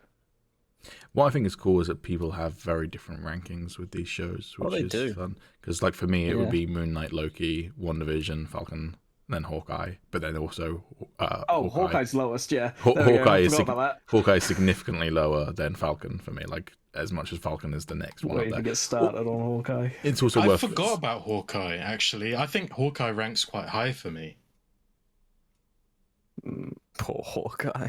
Even if you like him, you forget about him. I really liked some stuff in Hawkeye, but I think as a show, it's pretty fucking. No, the thing is with Hawkeye is basically a whimsical Christmas holiday movie with a Marvel superhero thing slapped on it. If you get on board with that, you'll probably enjoy the entire series. If you don't get on board with that, there are certain things that should have worked or could have worked better if they hadn't gone for that vibe that it ended up not delivering on, I think. So that's my takeaway on it, is that certain characterizations and certain kind of emotional beats felt underplayed because it was more of a fun, whimsical Christmas adventure rather than what it could have been. But as I say, if you get on board with that, then you'll probably enjoy the entire show a lot. But I mean, it definitely had its low points, like the Kingpin reveal, for example. no, the Kingpin reveal was meh. Then his first actual scene was great, and then the rest of him in that episode was not. I mean, literally just Hawkeye Kingpin. being like, it's Kingpin. It's the guy I warned you about. It's Kingpin. I mean, yeah, and also just, fuck, what's the dude that plays Clint again? I can't fuck it. Jeremy Renner. How could you Jerry forget Jeremy Renner when Renner? he has his own app, the Jeremy Renner app? Well, it's because he's so fucking wooden. I can Doesn't just look at a anymore. chair and think, oh look, He's outgrown it. But yeah, I thought it was pretty good. I enjoyed it. Without going into spoilers of Doctor Strange, there was a brilliant line referencing Hawkeye's haircut in Endgame, which I very much appreciated. But Yeah.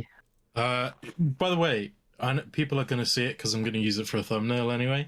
But should I just show the crying Tom if the no, because camera allows? it'll probably look shit on camera. Just Probably. use it in the thumbnail. Yeah. Okay. Because also that means that if people are watching this podcast and going, well, what does it look like? You'll have to click back when the next video is uploaded with that in the thumbnail. True. It's in the podcast chat, by the way, if you guys want to look. No, Yeah, I I saw. did see it. Okay. Yeah, it was bad.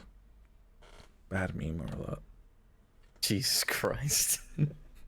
It's my Anyway. favorite thing to do at the moment is tell you guys you're bad memers with that image. Oh no, I just saw the Oh right. picture. Anyway, next topic. I do believe we've reached.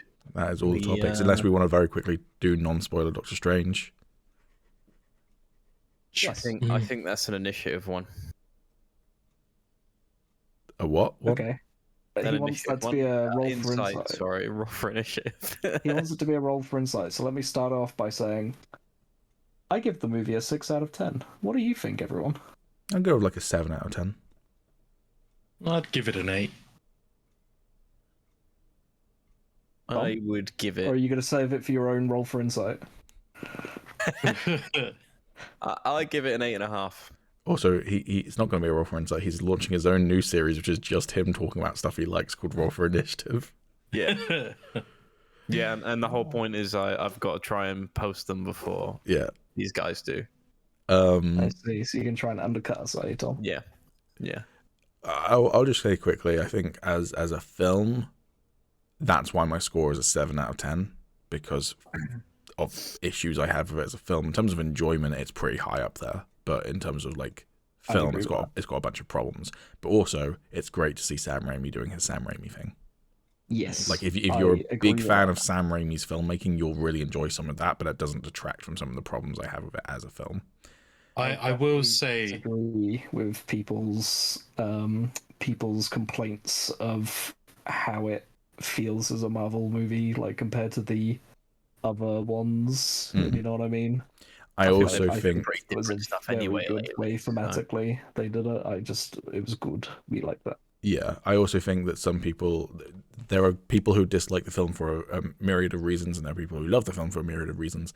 One of the things, without going into spoilers, is that there is a creative decision made in that film, which I've seen a lot of people criticize Sam Raimi for. From my understanding, he did not write this film. He came on to replace a director who had dropped out, and they didn't have time to rewrite it, so he is adapting a script that someone else wrote. But either way, there is a decision made in the script that if you get on board with, you'll probably enjoy the film far more than people who don't get on board with that decision. Like, there are people who potentially will not get on board with that decision and fucking hate the film as a result of that, and that's just the way it is. So you're gonna have to tell me what that is afterwards, because I'm curious. Okay, I would have thought it was fairly obvious for anyone who's seen the film, but fine.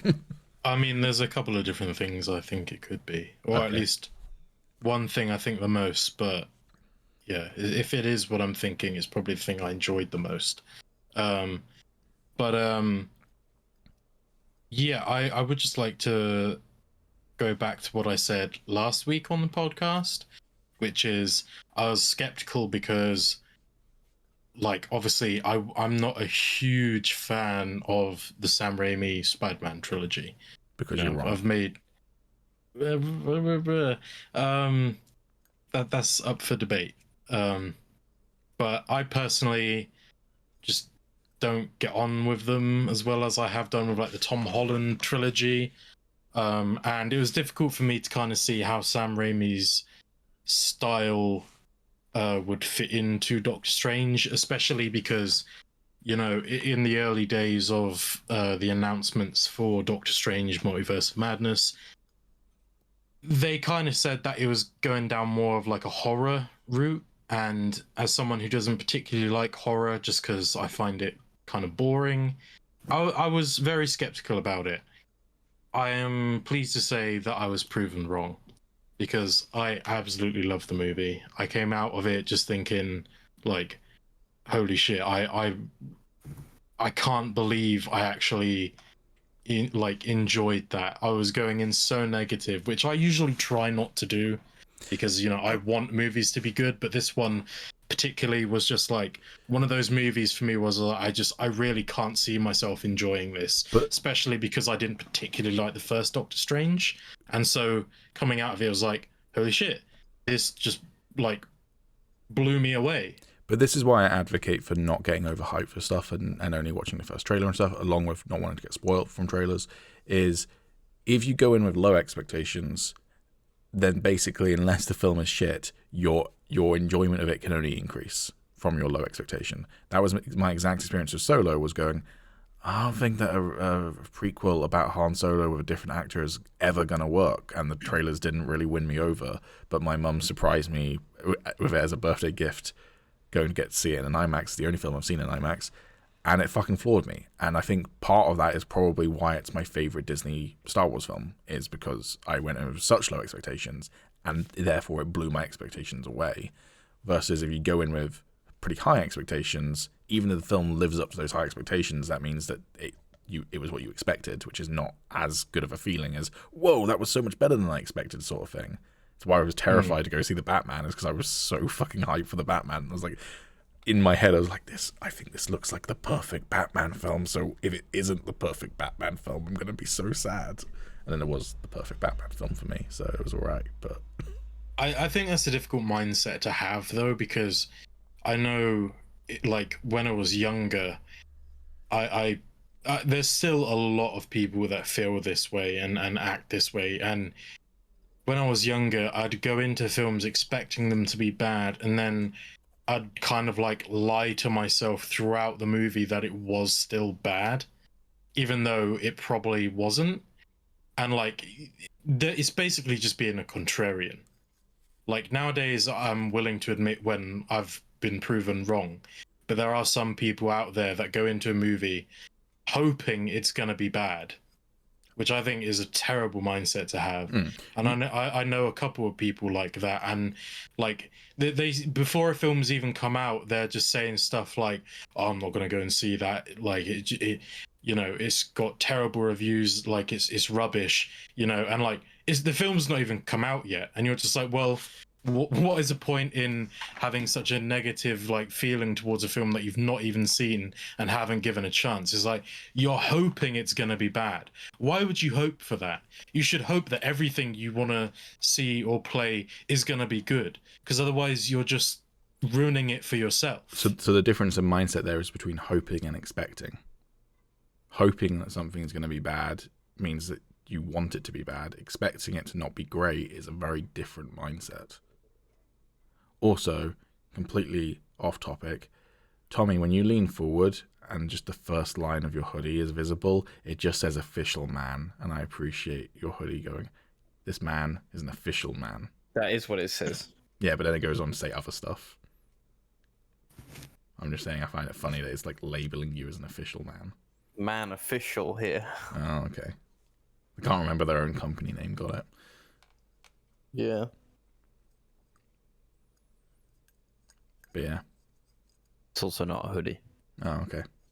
Yeah. But also, Alex, as someone who doesn't like Sam Raimi's Spider-Man films and doesn't particularly like horror, watch the Evil Dead trilogy. It's not that I don't like the Spider-Man trilogy. I just don't think it's as good as people make out. You get your poor taste in media, yeah. I will accept that. Except the guy who doesn't like TFT. Says the guy who's owned Skyrim 6 times. Yeah, good taste. And plays World of Warcraft. Yeah. And Final Fantasy 14. Very critically acclaimed game. With no memes. That's a very good game. I'm sure crack addicts highly rate crack as well. I'm not gonna. A bit too controversial for me to touch, I think, right now. What? Drugs? Yeah. Yeah. I don't think it's controversial to be against or pro drugs, my dude. I'm trying to keep it family friendly in front of the boss. Next episode, the boys are going to be smoking crack. The boys tackle drugs. With their noses. I don't want to get sued by Amazon, so the boys don't do anything. But next episode, we put the drugs inside of the boss, and we try and calm them down and stop them from firing us. That's what you got to do, boys. Okay. What does shooting up heroin feel like? Let's find out. That's the title of our next episode. Sponsored by your local crack addict. So, We done with stuff and things? Yeah. Think so. We need to get on to Cedia that we monsooned in the week. You can't just fucking use the same one you used last week. You're fucking trash, Brock. I like it. That sounded really bad out of context. I'm gonna clip that for my outro for the shorts. Just me at the end going, I like it. Well, that reminds me real quick. When we went to go see Multiverse of Madness, boss, I ran into my old buddy Tyler, who I run into pretty much every time I go to the cinema because he works there. He's not just a cinephile; he does work there. And he is a guy who does music and sound design. He did offer to do the mixing for this podcast, and I went, well, we will record it remotely, so I'm not sure how much you can be involved in that. But then I said, but I need to check this with you, boss. Would you be at all interested in him making us a theme tune if I send him over some stuff? Sure, we can do that. Cool. Why not make it official? Yeah, cool. All right, cool. Right. It's time to fix Alex's fuck up and talk about the weave in the week. Going first. Oh, you're volunteering? Okay, cool. Yeah, you're volunteering, seeing as you're the one that has to be in bed first. Yeah, Betty buys boy. Mr. Grown man adult who has child needs his warm milk before he has to go off to sleepy bed. I would actually like some more milk. I do. I might genuinely have more milk, man. You've put that in my Speaking of warm milk it. and media that we've consumed, I've gotten into the band Hot Milk this week. That's not a joke. I've legitimately gotten into that band. They're like pop punk. Ah. British in it. Fair enough. Have you been consuming them this week then? I've been listening to some of their music this week, yeah. I've been a big fan of a band that's very similar called Stand Atlantic for a while. So I do remember you mentioning them after we got back from health. Yeah. What else have you consumed? Well, no, you're not tricking me into going first, you fucking prick.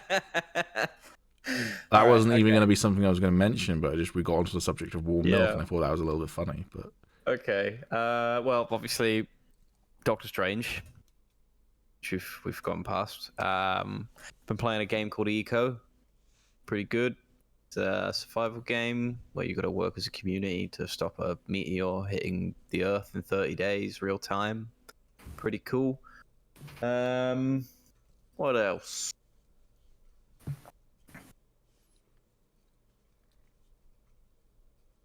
That might be it. It's been a pretty quiet week on the media front. Yeah.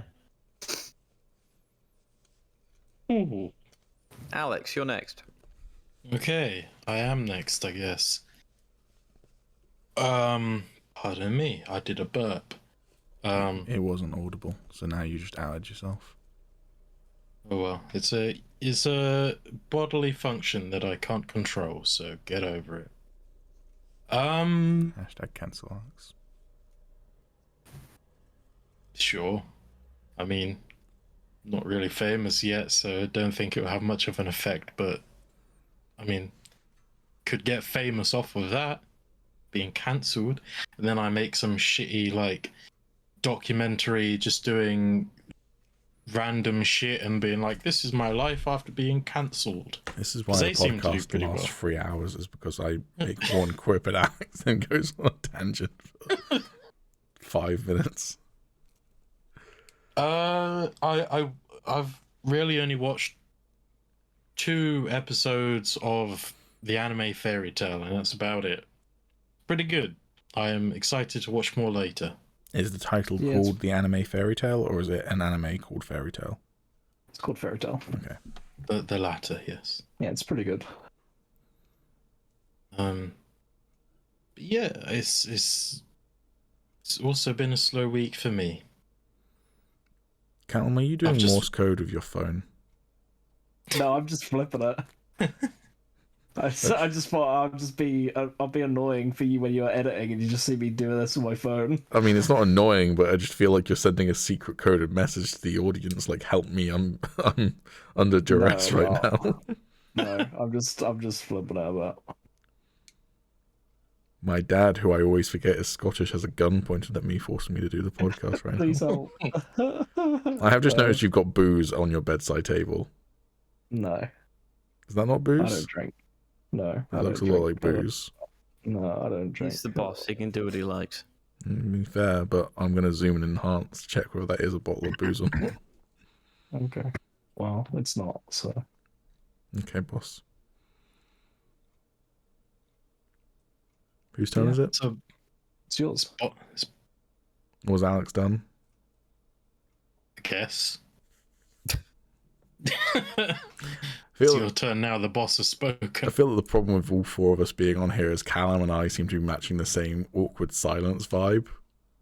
And then you two aren't carrying the slack. So I don't like awkward silences. that's why Especially not on podcasts. It's dead air. that's why me and Callum are doing it probably, and then you're not. Yeah. You have Dead the air's ability great. to stop it from being dead air, Alex. You can talk. I try. Who wants to I hear have people to- talk anyway?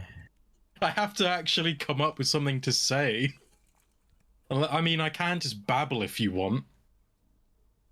That's what people come for. Yeah. That's the outro right there. Mm. What have I consumed? I've consumed quite a lot this week. I watched through. I don't remember whether this was actually last week now. I think possibly last week. I don't remember if I said it on the podcast. I watched through. No, I did say this last week. I watched through the most recent 2 seasons of Always Sunny. Then I've finished Disenchantment, so I'm up to date on Disenchantment now. I've seen all of part 3 and all of part 4. Last week I'd only started part 3. So, yeah, no, Disenchantment was really, really good. Thoroughly enjoyed that. It's one of those shows where I'm like, I feel like you 100% didn't have all of this planned out from the get-go, but I kind of like the vibe that it feels like you're putting the tracks in front of you every season sort of thing. Because every season it gets more crazy and more ridiculous, but I kind of like that vibe. Yeah, it kind of makes you feel like the characters, you know, like they're constantly just having shit thrown at them, and so you can like play along basically. Like you don't know what to expect just as much as they don't. Well, the vibe I've always gotten from Disenchantment is that it kind of feels like a mixture of a D&D campaign and that one episode of The Simpsons where they all get addicted to a World of Warcraft knockoff, and like it's all within the World of Warcraft knockoff, because it does feel like a satire of fantasy tropes, but that kind of like putting the railing down in front of you does feel like a D&D campaign, which I really enjoy. But what else? And then I have restarted Stranger Things, and I say restarted, I'm up to season 3, so I'm nearly done with Stranger Things in preparation for the next season coming out later this month. And I think this is my second time, maybe my third time watching season 2, and I really enjoyed it this time around, but I still have my problems with it. But I think it's much better on a rewatch than I remembered it being. But I still have big problems with the episode that very much felt like it was trying to fish for a cinematic Stranger Things universe with different people with different superpowers, which just felt really shit and out of place. But season 1 is just such a tight package. Like, yeah, I just love season 1 so much. So excited to see what they do with Stranger Things 4.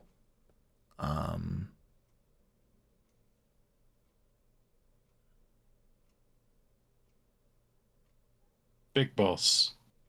Me? Yeah. I haven't been consuming much in the way of the medias. I've been pretty lax in that sort of area.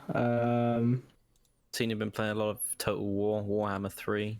Yeah, the the workshop came out maybe about a month ago now, but like, you know, workshop for mods and stuff came out. Yeah, it's pretty cool. So I've been playing a bit of that. It's so much better with the mods because Creative Assembly are really shit in the bed with it. So how many races have you put nude mods on now? None of them. Oh, I mean, I think there's a few out there for he's not the Slanesh. boss anymore. He's put out false information. I don't believe him. Are you accusing him of being a liar without any evidence? Yeah. Are you assuming just because How I'm the the boss, I'm world some works. sort of sexual deviant, Tommy? I can't remember Guilty whether until that's proven innocent. I can't remember whether that's libel or slander, because it's spoken word. But either way, Libel is written, slander is spoken. thank you. You just committed slander, both.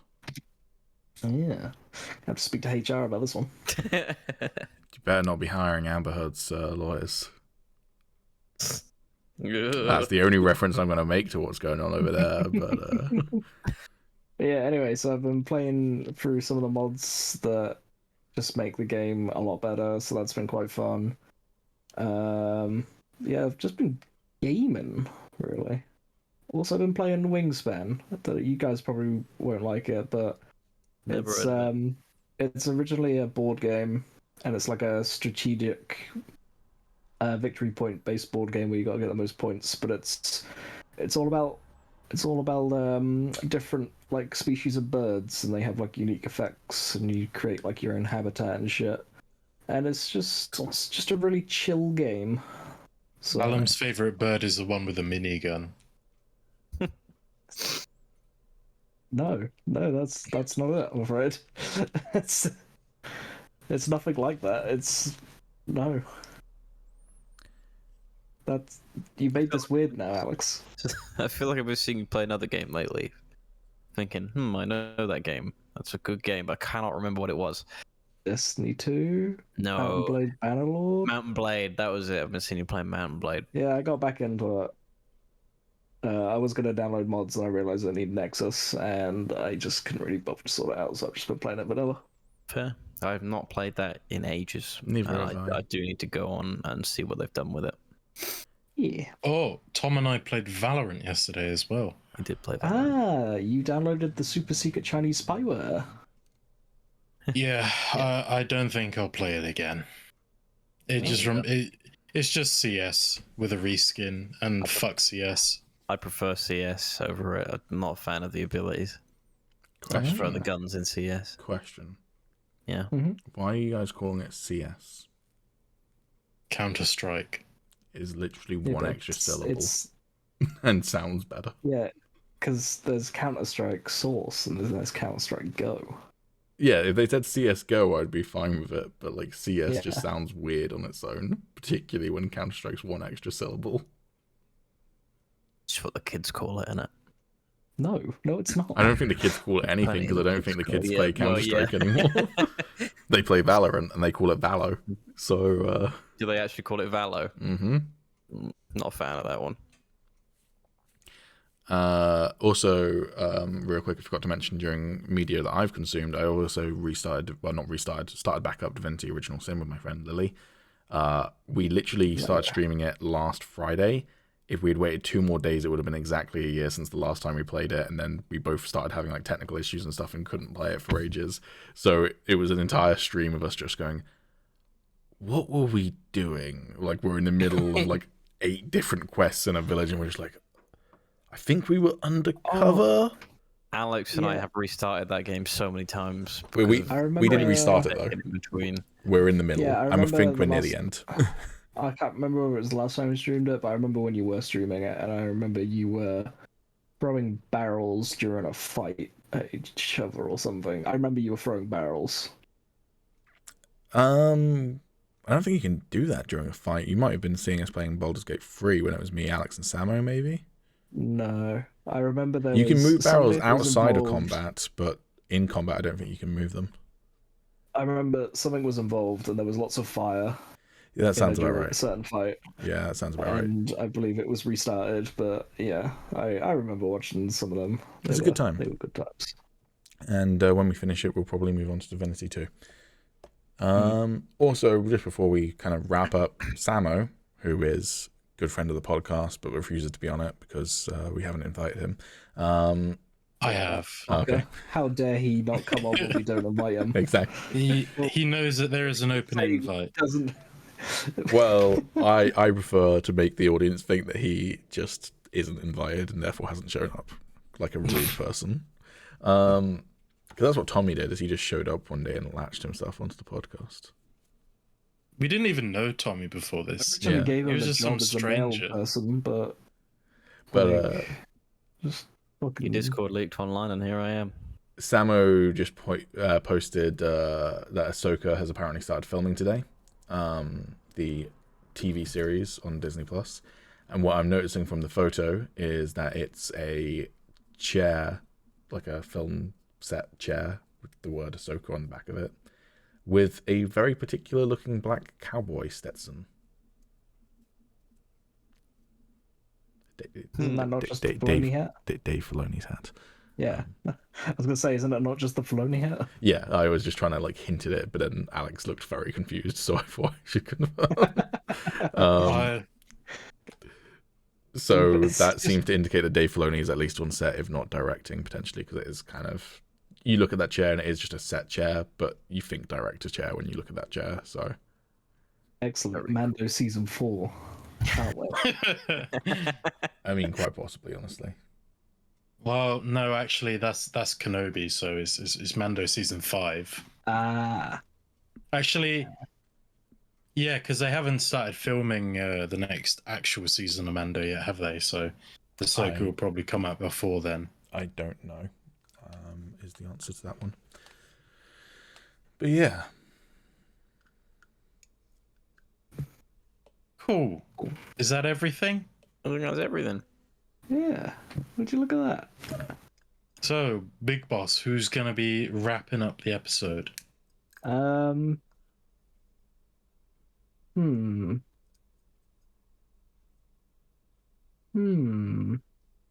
like a wheel or something.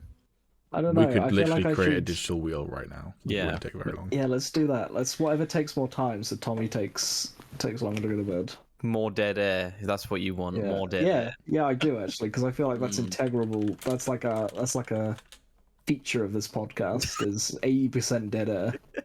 We're gonna like make a podcast one day, and it's gonna be 2 hours of us just sat in silence. Like a prospector, the audience has to go digging for them nuggets of talking. Have you ever seen like I'm pretty sure like Jeff Kaplan did it with Overwatch, where he just did a stream of him sitting in a chair in silence for 24 hours. I don't think that's 24 They're addictive. Hours, but... Yeah, you're just waiting for something to happen when it never comes. I think some things happened. Someone Like, was holding a gun to his head, and they were like, release Overwatch 2, and he just took a 2-hour vow of silence.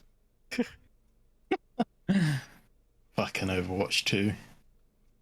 Still Alright. don't understand what it is. I'm going Is to it done? quickly spin it, but there's the link to the wheel if anyone wants to check it out. I don't think you can see it as I spin it, but... I don't care there. He could literally say anything. Alex, looks like it's you. Oh, yeah, it was just in the cusp, but it just looks there. like it was... Yeah, it's Alex. Alex doing the outro. What the fuck? Oh, What? What's up, bud? Is this what we're using every episode now? Yeah. yeah, I think we should actually, for opening and closing the podcast. That's what it should be.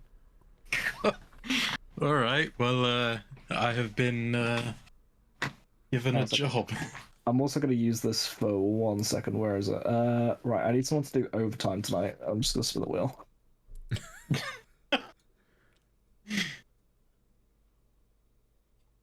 It Oh, does it's seem just to... on Alex again. Oh, sorry, bud. Gonna need you in for a few more hours. Yeah. Yeah. Yeah. Contractually well. binding as well. To let the audience in on what's so funny about this, we're not gonna tell you. Yeah, that sounds about right. I hold feel on, like even if you said Alex, someone would have edited it out. I can sort the list by alphabetical order if that makes it easier for you to see who's on the list. Oh, thank you. That makes it so much better. But anyway, close this out, Alex. I will do that. Just 1 second. Okay. Bye, everyone. Thank you for watching the podcast. If you made it this far, then leave a comment. Shut the cyber fuck up, you gonk, and listen to the Higgledly Piggledy Podcast. All right, thanks, Yeah. Alex. Yeah. Anyway, Okay. let's go. Goodbye. Bye. Like, comment, and subscribe. The Higgledly Podcast. We really should start saying that at the beginning of the podcast, shouldn't we? Yeah. The like, favorite, subscribe bit. No, Okay, boss. I refuse. Okay. Yeah. All right, Tommy. Do the outro. Yeah. We're doing it twice. Oh my Was God. it too much dead air that we have to pad it out with 2 outros? Are you for real?